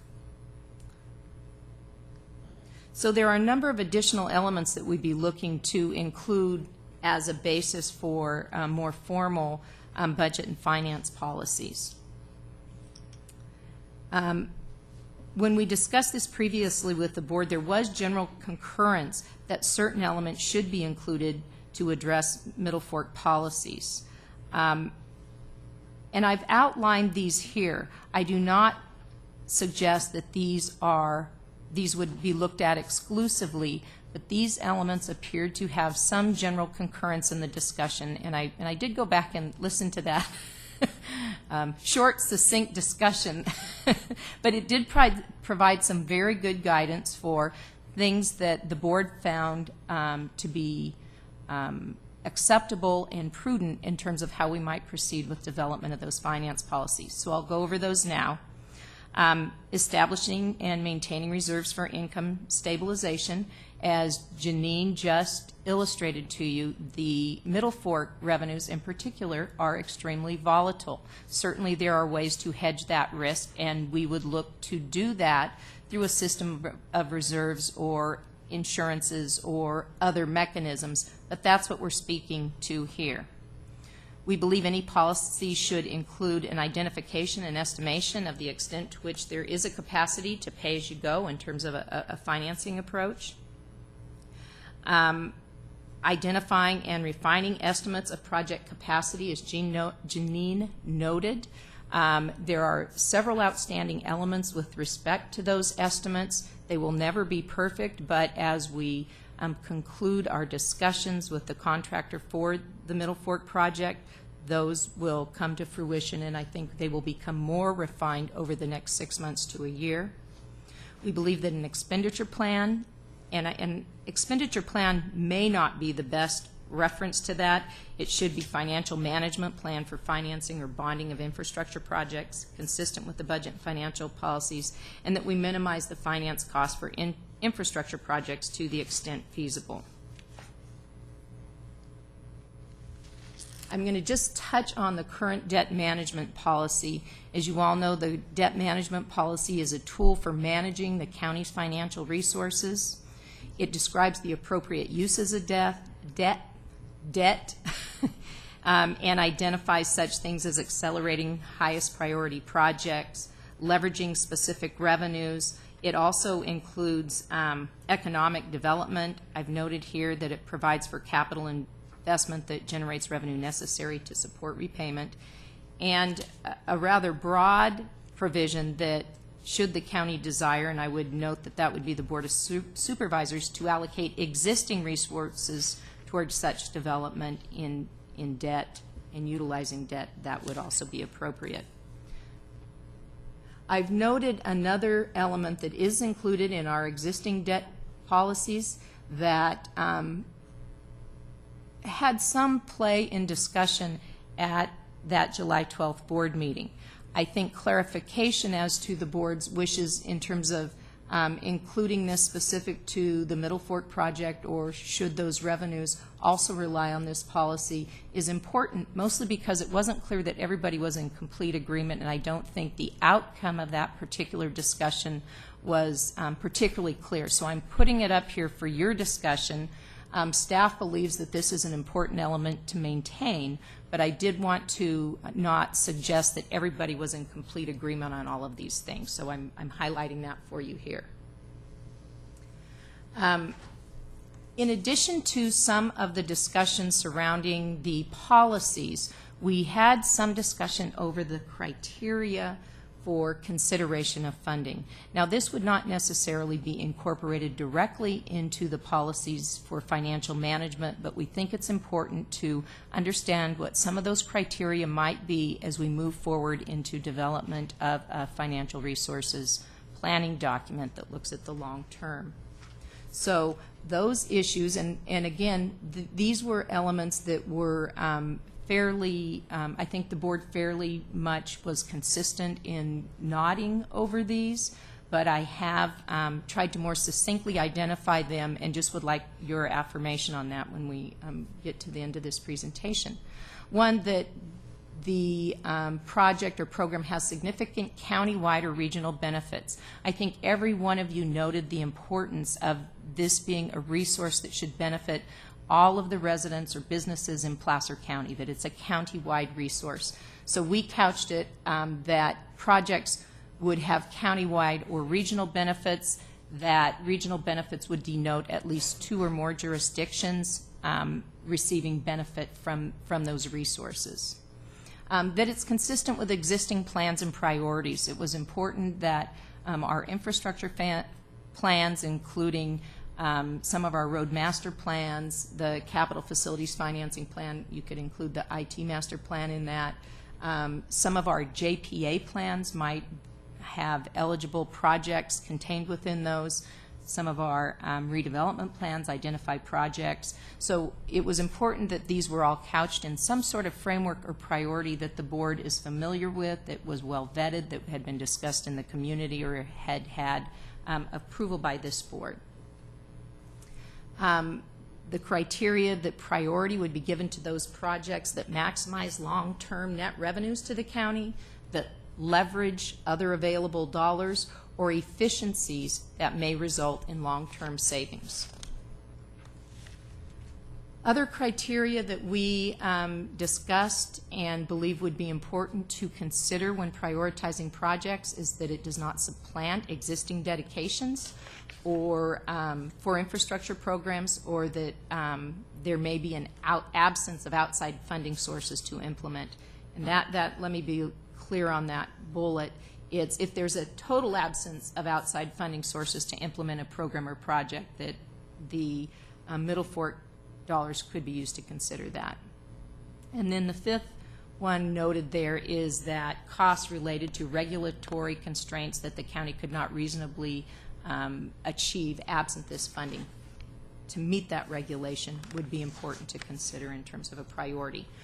We certainly would use this as a basis for a framework. I don't think they're exclusive to this, but we wanted to give you an idea of the types of things that we would propose evaluating and considering as you develop those sorts of plans. So in conclusion, Middle Fork monies are clearly a countywide benefit supported by countywide residents over time. And the resource should be used for the benefit of all residents on a countywide basis. We believe that development of policies and expanding our existing policies will provide a substantial basis and a prudent basis for us to move forward to the next steps and other discussions in terms of how that resource will be managed. At the meeting on July 12th, the board was very clear that they wanted the Finance Committee, including the Treasurer and the Tax Collector, to move forward and develop formal policies. What we're proposing is that we revise our existing policies based on the elements that I've described here today. We are asking today that you affirm those existing policies as a basis to move forward, and that you would direct staff and the group that I previously mentioned to incorporate those additional concepts that we discussed, and then provide any other direction that you may be interested in. So with that, I'm happy to answer questions. I know Janine is here. I believe Kathy's still here too. Thanks, Holly. Kirk has a light on first. If you jump back to slide 10, please. Oh, there we go. Yes, I will. Number 4, can you give me a for instance there? Well, I may not be able to provide a real world example, but I would, when you talk about not supplanting existing dedications, if we have fees established for development of an interchange, we would not be looking at then making those fees go away and replacing it with Middle Fork project dollars. Would be one example. if there are existing redevelopment resources dedicated to a specific program, we would not necessarily look at supplanting those and otherwise utilizing those resources or having them go away. I do think there's a fine distinction in terms of managing what your portfolio of resources is, and that there would be some direction and redirection in prioritizing to ensure that you maximize the use of your resources. I think supplanting what would otherwise be a dedication to a project could be dangerous. If a special district or the county's special district has an existing dedication, to remove that, to then use it for using Middle Fork monies may not be the most prudent. Okay. Those are the types of things I'm talking about. I don't know that it's a clear example. No, it is, and what I'm struggling with, given that example, is, for instance, let's say we identified as a key barrier to the development of the Sunset Industrial areas the widespread availability of sewer at a reasonable market rate. Certainly have no one user that's going to come in and solve our existing sewer problems for us. However, we have in place an existing fee structure for annexations, for connections, and then for ongoing service. But if we as the board decided, having looked at the opportunity for revenue maximization through the development of the Sunset Industrial area, if we decided that by investing $15 million in some primary trunk lines, which would then reduce the barrier to entry for development of existing parcels within the Sunset Industrial area, that it might be reasonable and prudent for us to go ahead and do that, and maybe not necessarily think that we were going to make that back in fees for connection or annexation, but simply that it was an investment to spur the development of that area. I'm wondering how that kind of a policy right there fits if the board were to go that direction. Yeah, and I do understand your concern there, and actually I would agree that maybe that particular element needs to be clarified in the formal policies, that it would not preclude that sort of activity. And in fact, I think there are other criteria and other policies included here that specifically speaks to either economic development, right, leveraging that other was, dollars, yeah. I would love to say that we have full funding for sewer in the Sunset Industrial area. Unfortunately, that's not the case. So it's not really supplanting existing dollars or dedications per se. I think under other policies, it's clear that there are opportunities to do that. Right. So as we develop formal policies, I think those sorts of instances need to be considered so that we don't preclude that. Because frankly, I think one of the benefits of the county receiving these dollars is we do have the opportunity to leverage these dollars to foster some economic development Right. that grow the whole pie. So we're not just looking at these are our Middle Fork resources. We want to say these are our Middle Fork resources, and this is how we can maximize them. So your point is very well taken and certainly should be considered as formal policies are developed. And Maybe I'm sorry, did you? I was just going to, if I may just quickly just kind of follow up on that, just to say that I would like to see that kind of a policy really provide some impetus to whether it's our facility services folks who have a history of good entrepreneurial thinking, to put us in a position where we can go out and objectively evaluate the Sunset Industrial area versus McClellan Park, Mather, other areas within Roseville off of Industrial, with which we compete for attracting industrial, manufacturing, good wage earner jobs, evaluating their fee structures and what is it that makes them attractive as possible candidates for attracting larger employers. Where do we fall short? And then be able to come back to our board and say, with the board's demonstrated willingness to consider the possibility of upfront infrastructure improvements, if we were able to sink $8 million into this kind of a project here, here's what it would allow us to do to reduce our fees on these components, be competitive in these areas, and thereby place us in a good competitive environment with some of these other job-producing centers. And like I said, Facility Services has a good track record of thinking that way.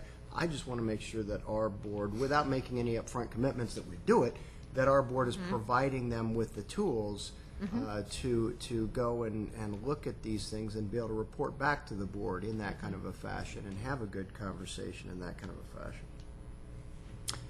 And just kind of adding on to that, maybe just a little bit more development of that thought in the criteria. I'm kind of thinking, if you're taking sewer fees, for example, they recover the cost of processing the wastewater and the capital investments that are necessary to expand and upgrade your facilities to comply with new regulation.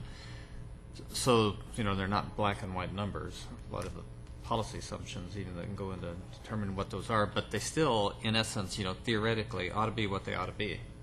I mean, we ought to be charging folks what it costs, whether it be a traffic mitigation fee or anything else. But clearly, early delivery of those kinds of projects that focus on competitive opportunities, just kind of, just so if there was this prioritization, I guess, that acknowledges that these costs should be recovered for these kinds of facilities, but under certain circumstances, and there's kind of a subset of standards as to what those are. That's what I'm hearing Kirk say, and I agree with it, so I thought I would articulate my points also. Jim. I agree with Supervisor Gilbert's suggestion of building up the trunk line or doing something to enhance the growth in the Sunset Industrial area. My question is this something that we would probably want to wait until we actually have the funds in place before we make the determination, or were you thinking of anticipating borrowing against them? No, honestly, Jim, at this point, what I think I'm saying is I don't, sitting here today, have enough information that would lead me to support a particular project in order to maximize potential return to the general fund by providing appropriate stimulative impact in an area that has the potential to maximize that return to the general fund. And all I'm trying to do with this conversation really is foster the thinking of some of the folks that we have. We have our CEDAR director here, we have our facility services director here. Foster the thinking of some of the folks in this room down that path of saying, let's look at what some of those potential projects might be that would assist us in, whether it's within some of our redevelopment areas or other areas identified as kind of mission critical for economic development purposes and what have you. Let's look at what those cost barriers are and identify whether or not the potential return through upfront infrastructure investment is worthwhile. And then having had to pass that kind of that first threshold, that's when you can start assigning percentages to it. You can say, yes, if Janine is able to deliver the revolving fund dollars at 2.25%, it might be worthwhile. No, if it's a certificate of participation at 5%, it probably wouldn't be worthwhile. But having first answered that threshold question, that then allows us to tie up Janine's time and her staff's time to help us drill down on, okay, if this is worth pursuing, at what cost? And that would spur economic growth. That's the analysis. Yeah, absolutely. That's hopefully the end game. Right. Jennifer. Yeah, I actually share Kirk's concern with the language as it relates to 4. I think it's largely a question of kind of semantics and defining some of these terms up there. The way I'm really kind of looking at this is the word supplant versus augmentation, and then a clearer definition of, what is an existing dedication? What do we really mean by that?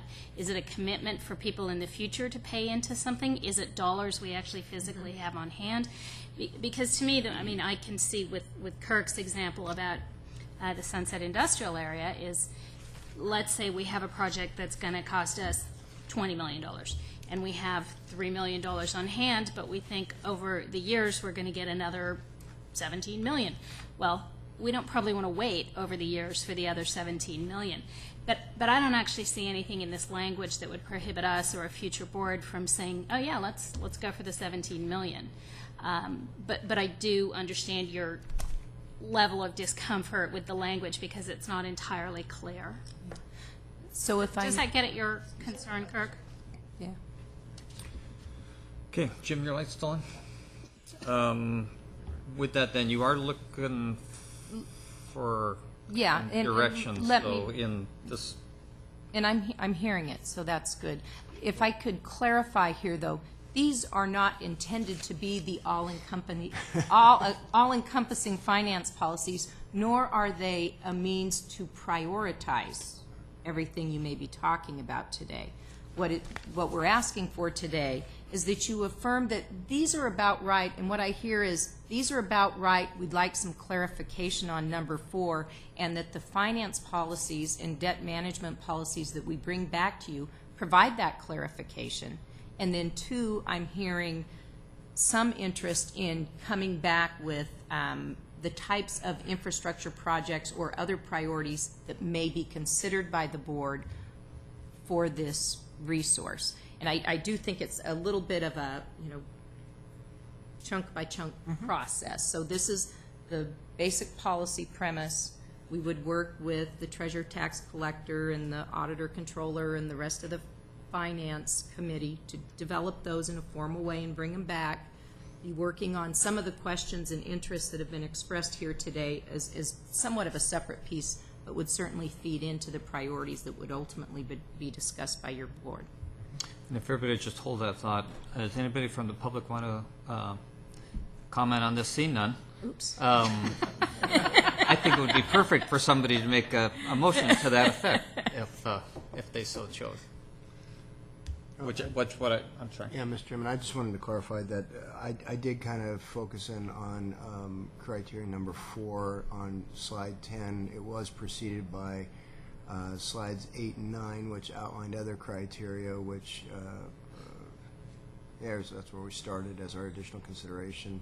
That obviously, I think, well encapsulates what it is that I was saying, and I certainly am in support of us continuing with that kind of a consideration. And then what you had on 9 as far as the first 3 criterion for that, those I think are all consistent with what this board has said before, and I don't hear any argument today. So if that's the case, then I guess you're looking for an affirmation of what's been outlined today by way of our budget and finance policy as a general basis for proceeding, obviously with the additional direction that you received today in regard to the possibility of beginning the process of drilling down on what some of these opportunities might be. And I think we just handled number 2 with that right there. And we've provided you additional direction. So unless you're looking for anything more clear, I think I'm more than happy that we've affirmed as a board. Do you want a motion of affirmation? Or do you want a motion? Okay. You okay with that? I would move affirmation of the existing county budget policy, and financial policy as a general basis for proceeding with development of a formal policy document, and ask staff that they incorporate the concepts as discussed by this board in regard to beginning the process of evaluating certain projects that might be deemed reasonable for consideration for future revenues. Second. Moved and seconded. All those in favor say aye. Aye. Opposed? Motion carries. Thank you very much. We keeping in mind that Kirk, Tom, and I have a meeting at 1:30, and we have closed session to go. I don't want anybody to hurry or feel like they're obligated to hurry, but if we could pick up the rest of the department items, starting with facility services, South Placer Adult Correctional Facility change order.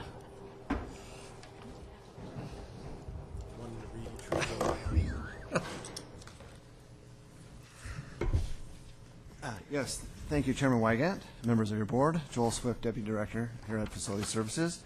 I have with me as well Rob Unholtz, our Capital Improvements Manager, and I also want to point out we have Jake Mucher from the Sheriff's Office and Corrections, and Dennis Salter, who's our senior architect on the project. And just very briefly, as you said, picking up this pace a little bit, just wanted to give a little bit of background on this request, which is for a change order number 48 for the audiovisual system for the South Placer Adult Correctional Facility in the amount of $215,000. As a matter of background, again, to date, there have been 47 other change orders approved to enact all the design revisions for this design-build contract, totaling, not including this change order, $11,920,895.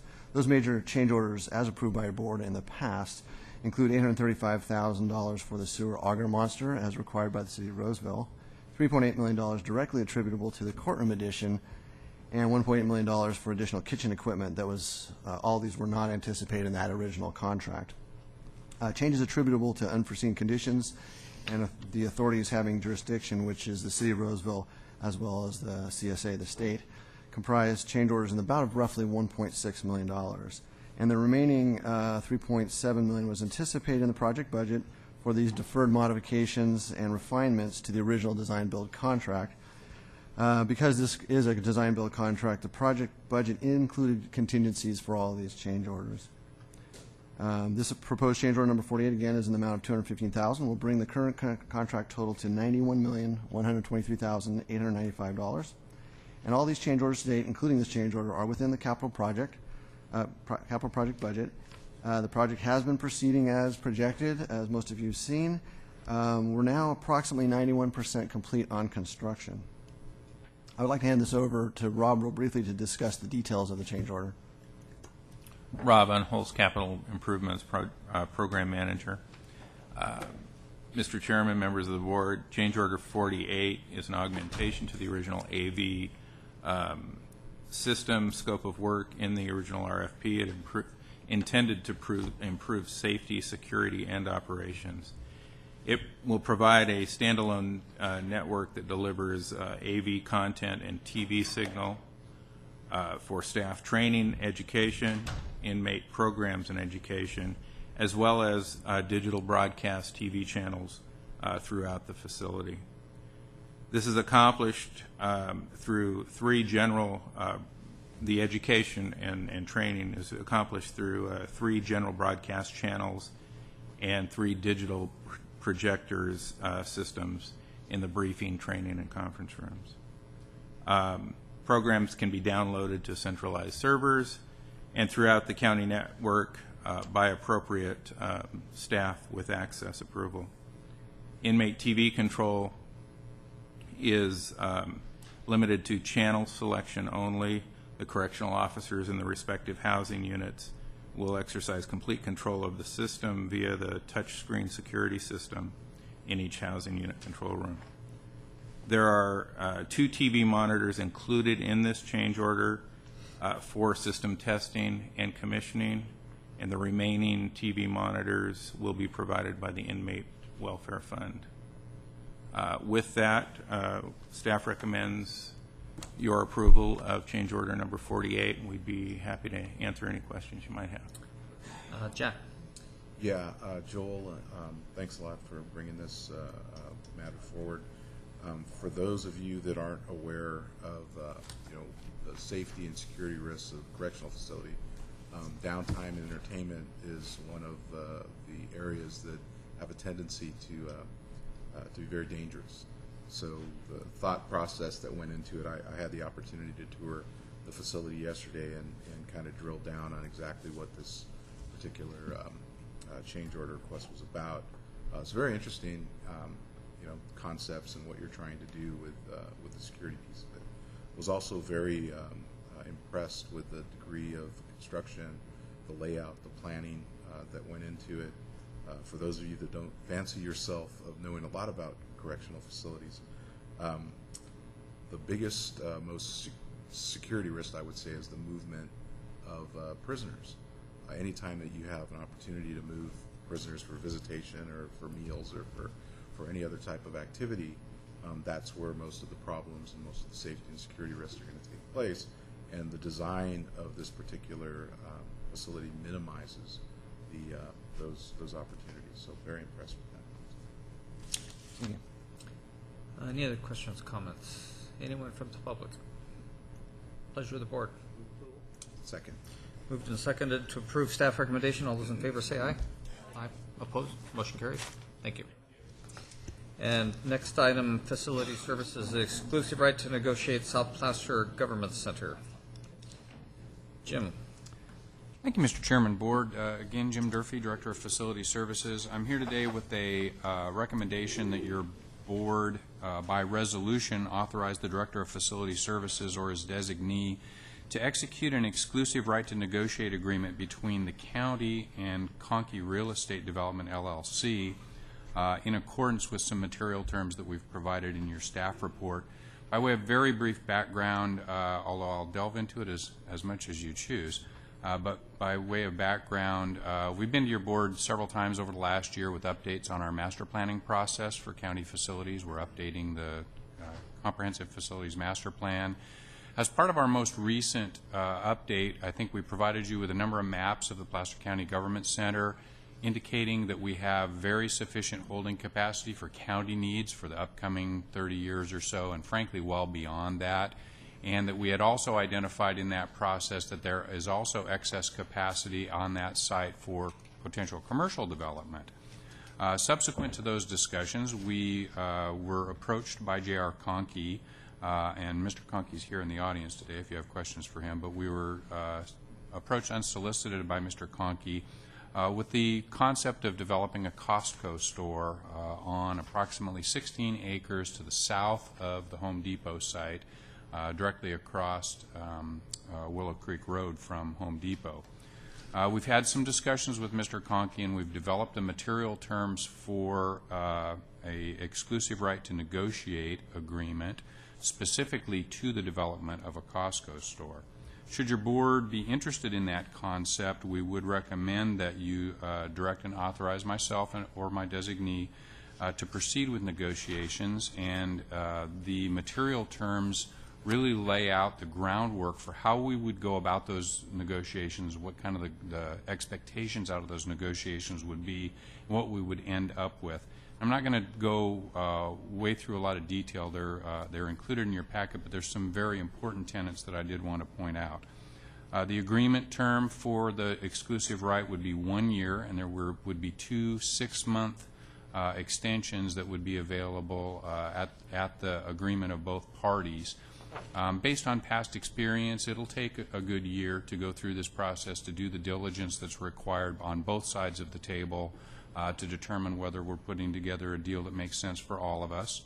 The purpose of the agreement would be for the sole purpose of establishing the feasibility in terms of use of the property to be for the development of a Costco Wholesale Corporation store only. It would provide sufficient time for us to perform studies, evaluate site alternatives and layouts, and determine the feasibility for the development of a Costco on a site that's approximately 16 acres in size, located, as I said, on the southeast quadrant of the Placer County Government Center, generally described as south of Willow Creek Drive and east of First Street, west of First Street as well, south of D Avenue, east of 2nd Street, north, and the county's corporation yards, and there is a map included on the resolution on the last page of it. It would be to allow the county consideration of the proposed site alternatives and layouts for a potential Costco, and to consider the effect of such a development proposal on the government center. And I want to underscore that a little bit. We have site circulation issues that we'd want to be dealing with, drainage, a lot of different things that would come out of the diligence that's performed both by Mr. Conkey and by your county staff as we go through this process to determine that that development would indeed fit into the long-term plans for the use of this site. And this would be subject to the county's acceptance of site development concept alternatives in order to provide sufficient time for the negotiation of an option to ground lease and ground lease with respect to the proposed site. What that really means is we're going to go through a process. We're going to determine whether or not this development is appropriate from myriad different perspectives.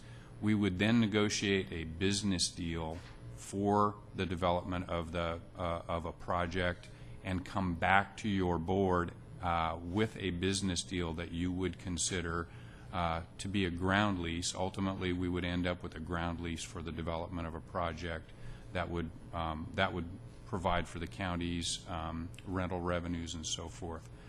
In the meantime, the developer would be going through their diligence, the preliminary studies that would set up what the project itself would look like, and then enter into environmental review and ultimate development of the property should your board decide to proceed. This recommendation today only binds the county into exclusively negotiating with J.R. Conkey. It doesn't in any way bind us into a future development project. That would be subject to future decisions by your board. With that, I do have property management staff here. Mr. Conkey's here. I would turn it back to your board for discussion and questions. Questions, comments by board members? I see none. Are there any questions and comments, or anyone want to approach the board on this? I don't see it. It's the pleasure of the board. Moved and seconded to approve the just discussed agreement with J.R. Conkey Real Estate. All those in favor say aye. Aye. Opposed? Motion carries. Thank you. Thank you. We are now going to adjourn as the Placer County Board of Supervisors and convene as the Placer County In-Home Supportive Services Public Authority. And we're going to take up that budget. Maureen. Yes, thank you. Maureen Baumann, Health and Human Services and the Public Authority. This morning we have three actions for you to consider in the In-Home Support Services Public Authority. One is to approve the budget for fiscal year 11-12. This is a budget that is a separate budget from the county budget and is coming separate in the amount of $870,498. Second item is to approve an extension of the current MOU we have with the United Domestic Workers of America Union for 11 months through November 30th, 2012. And the third is to authorize myself to sign the participation agreement with the UDW Placer County Benefit Fund. So I think I'm going to, in the interest of time, skip on the background and just clarify a few things on the budget. So this is a relatively small budget. It started out with 7 FTE that were part of this particular, the Public Authority staff. The Public Authority does the registry, does some clearance for people on the registry, and then also is, for labor negotiations, wages, benefits, and other terms, is the employer of record. So this small staff, we had the retirement of Eldon Luce, as you know, public authority manager. So we have a manager in the adult system of care who is now purchased by the Public Authority. So that's a change in terms of a decrease in staff costs, increase in contract costs, and then a reduction of one clerical support person. So now we have 5 FTE in that budget. Savings is $87,000 over last year. Those are probably the highlights of that budget. The MOU, just briefly, the MOU, we were approached by the union to continue that MOU for 11 months. It is at the wage rate of $10 an hour, which we think is both an effective way to recruit people into these positions. We don't recruit, but for people to be in these positions, as well as something that is most likely sustainable. So it would keep all of the current agreements in place, which we think the Public Authority MOU is actually a benefit to Placer County. The participation agreement, as part of the negotiations last year, the union requested that they manage the benefit trust fund, which provides a certain capped amount of dollars for benefits for the IHSS workers. And so it was a county-operated program. Now it's a union-operated program. They wanted to do it. It relieved us of some responsibilities, and the amount we were able to fix. So we thought that was, you had already approved that, so that would continue. And the participation agreement just signs the details of how that's operating between the union and the Public Authority. And then lastly, just to highlight the current MOU, it does, like I said, maintain the wage at $10 an hour, puts a cap on the contribution for the health benefits, as I just said, and also, more importantly, the extension maintains the current county protection language against any state action to shift the cost. It's stronger language than we have in a lot of other agreements that we've seen with other counties, and it allows some predictability in terms of what the state may or may not do in the future in terms of the public authority and the in-home support services program. I think with that, I would be, the other thing I just wanted to point out is the state budget reductions. IHSS program, as you probably recall, is part of the trigger, so that is a reduction of services and wouldn't affect the public authority budget. With that, I'd be happy to recommend approval, but happy to answer any questions. Questions, comments? I see none. Anyone from the public? Bring it back to the board for action.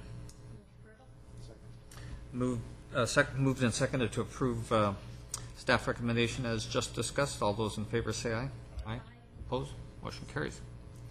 And we are now going to adjourn as the Placer County In-Home Supportive Services Public Authority and reconvene as the Placer County Board of Supervisors to take up item 11, Maureen, Psychiatric Services Contract. Thank you. So we have before for you for your consideration a contract with Dr. Steve Sugden, MD, staff psychiatrist. It would be put in place December 1st through November 30th with direct compensation of $276,000 for a total contract award of $333,000. This does include 15 weeks of after-hours coverage. Dr. Sugden would be placed 100% of the time in our inpatient psychiatric unit. Just a reminder, that's about 757 people a year that are placed in that unit. It is a very high-risk unit, and that folks are there because they're potentially a danger to themselves or other or gravely disabled. It is a locked facility. Dr. Sugden has worked with us in the past. He is coming back from the private sector. He is very versed in the inpatient services, we feel like, in terms of risk management for Placer County. He really just is a great addition to the team. There's another 300 people that we also process that are placed in other hospitals that he is also involved with in terms of consulting with staff. So it's a critical position. We have had 2 part-time physicians in that unit because that's what we were able to recruit. We feel like this will change the model back to 1 full-time position, which we think will be a benefit. We have another retirement coming, and so we'll be moving the 2 remaining positions into the out-client program where part-time I think will be more doable. So with that, I would be happy to answer questions. If you want more detail, I have any detail level you want. Yes, thanks, Maureen, for the introduction. Also, thanks for your staff direction here. This is a lot of money, a lot of money, and I've got some concerns with this that I kind of wanted to go through. I've taken a look at the contract. What type of assessment did you do about costs for professional fees for psychiatrists for this? In general, in order to make your assessment that this pay structure was appropriate?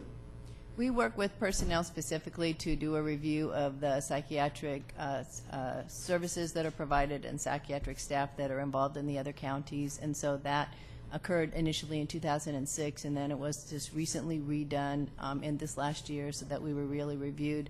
Not just our cost and other county costs, but we also sort of looked at our competition with the private sector. But we are in the middle at this point in terms of compensation in comparison with other counties. And personnel has more detail if you want to actually look at the study. How was the procurement made? Was he the only doctor that was targeted or asked for this to interview for this position, or what was the process?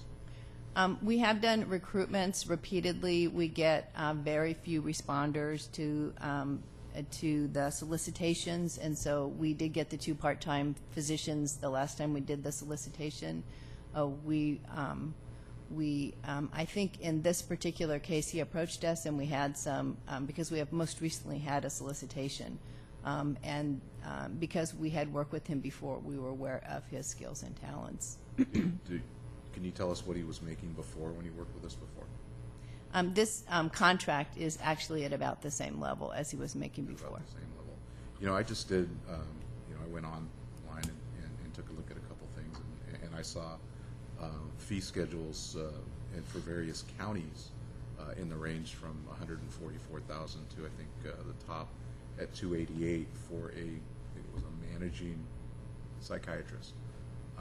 And normally in my own profession, when we hire someone that's making this kind of money, there's a lot of responsibilities that are entailed. There's usually they're responsible for close to $500 million in infrastructure. They're managing 2,000 plus employees. So I've got some concerns here.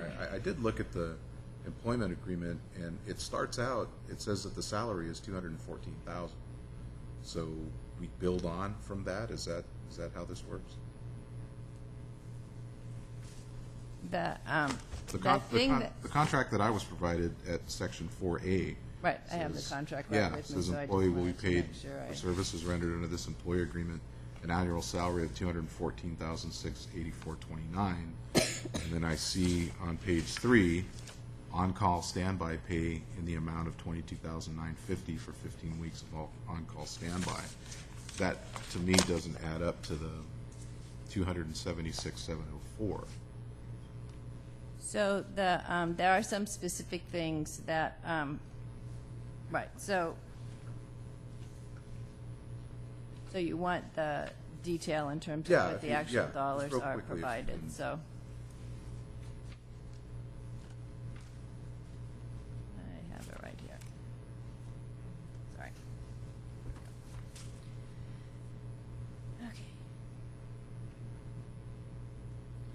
Okay. So he does get he does get a 5% differential for bilingual pay because he is Spanish language. That would be just per county policy. The 15 weeks of after hours, I would just like to point out that that's probably one of the biggest chunks. That is because he's working additional hours, so that is being on call from 5 p.m. every evening until 8 a.m. the following morning. Is that standard in the industry? Actually, our rate of $15.60 per week is probably quite low compared to the standard because our doctors in the adult side get regular calls every night that they're on call. So it isn't like they're on call and nothing's happening. We have a very busy inpatient unit. So we assess about 2,000 people a year, and we hospitalize 1,000. So they're involved in active activity each night. They're also, which is standard for doctors, license renewal. We pay for the license renewal when they're 100% for us. Some dollars related to their continuing education, which is required. And then a disability insurance premium, because since they are unclassified, they have no disability option. Okay. Those are the things. And then the only other thing that's in there is a retention bonus, which was developed many years ago, a one-time percentage. It's at 2.5% twice a year for them remaining with the program. Okay, and in order to get to the $333,504, does that include the OPEB $15,000? Yes, absolutely. Okay. So the difference between what they receive in terms of salary and then all of because they have the county share of the retirement, the county share of all of just the regular unemployment insurance, those kinds of things that the county is responsible Just for. to clarify, is that pension or OPEB cost? I think it's pension cost, isn't it, when you ramp up to the 233? Well, it's both in this particular amount because this is a new employee plus we have the retirement, so it's actually both. Again, I thought because you mentioned it was a prior employee, there was some credit given, but you've clarified things. We understand that. Okay, thank you very much. Jennifer. Yeah, Jack asked a lot of the questions I was going to ask, but I still had a few things that I needed clarified because I agree. It seems like a lot of money. When you say he's 100% time for us, does this preclude him from entering into other employment? Not necessarily, as long as there's no conflict. I mean, he does the 15 weeks on top of that, so he's working for us a lot. But he could then potentially have another position outside this, so additional income. It's possible. Again, as long as there's no conflict in terms of the time or when he was doing that. Okay. When was he last with the county? I don't have that exactly in my head, but it's been a couple of years. He not so very long, a couple of years. He came from the private sector and went back to the private sector. Mm-hmm. Do we know and this is probably one of those ridiculously sensitive questions, but do we know what he was earning in the private sector? I don't have the exact amount. I understand it was probably the kind of pay that was not as flat salary like you would get here, so I'm sure that the range was much higher than we would be offering him, and then probably some volatility, but I don't have the numbers. Okay. Then my other question is, the last sentence here is you're asking us to authorize the chairman to sign subsequent amendments of up to 10% of the original contract amount. What is the original contract amount? Is that the $276,704 or is that the $333,504? The 333 is the entire contract because the doctor contracts include all of the county costs that are associated with it. So it's not all that he gets them, but it shows the whole county contribution. So then that original contract amount is the 333. Correct. So potentially a subsequent amendment up to about $33,000. Correct. That's not the most critical piece. So if the board felt like they wanted any sort of amendment to come back to the board, that would not be a problem. And if I might, we know that PERS rates are scheduled to go up in January, and so that would end up impacting that cost that with the PERS increases that we just got notified last month, and without that leeway or some leeway, we'd have to bring that back as a specific action item. Mm-hmm. Thank you. Okay. Pleasure of the board. Moved and seconded to approve the contract as discussed. All those in favor say aye. Aye. Opposed? And our last HHS item is a grant agreement with HUD for just under $300,000. Yes. Okay. I can be quick on this one, I think.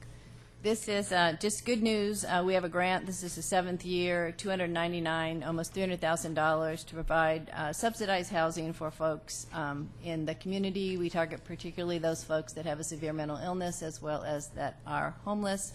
At last count and this last year, we had 34 single adults, 2 adults, and 5 minor children. They get mental health services supports in addition to the housing, and really is a way to keep people stable in our community, which is just win-win for everyone. So with that, I will just answer any specific questions. I see no questions. Pleasure of the board. Moved and seconded. All those in favor say aye. Aye. Opposed? Motion carries. Thank you, Maureen. Thank you. We will now adjourn into closed session. Jerry. Yeah, the board will adjourn to closed session to discuss the items on page 4, item 12 of the agenda. 1 case of anticipated litigation and 2 cases of existing litigation, and then conference with labor negotiators.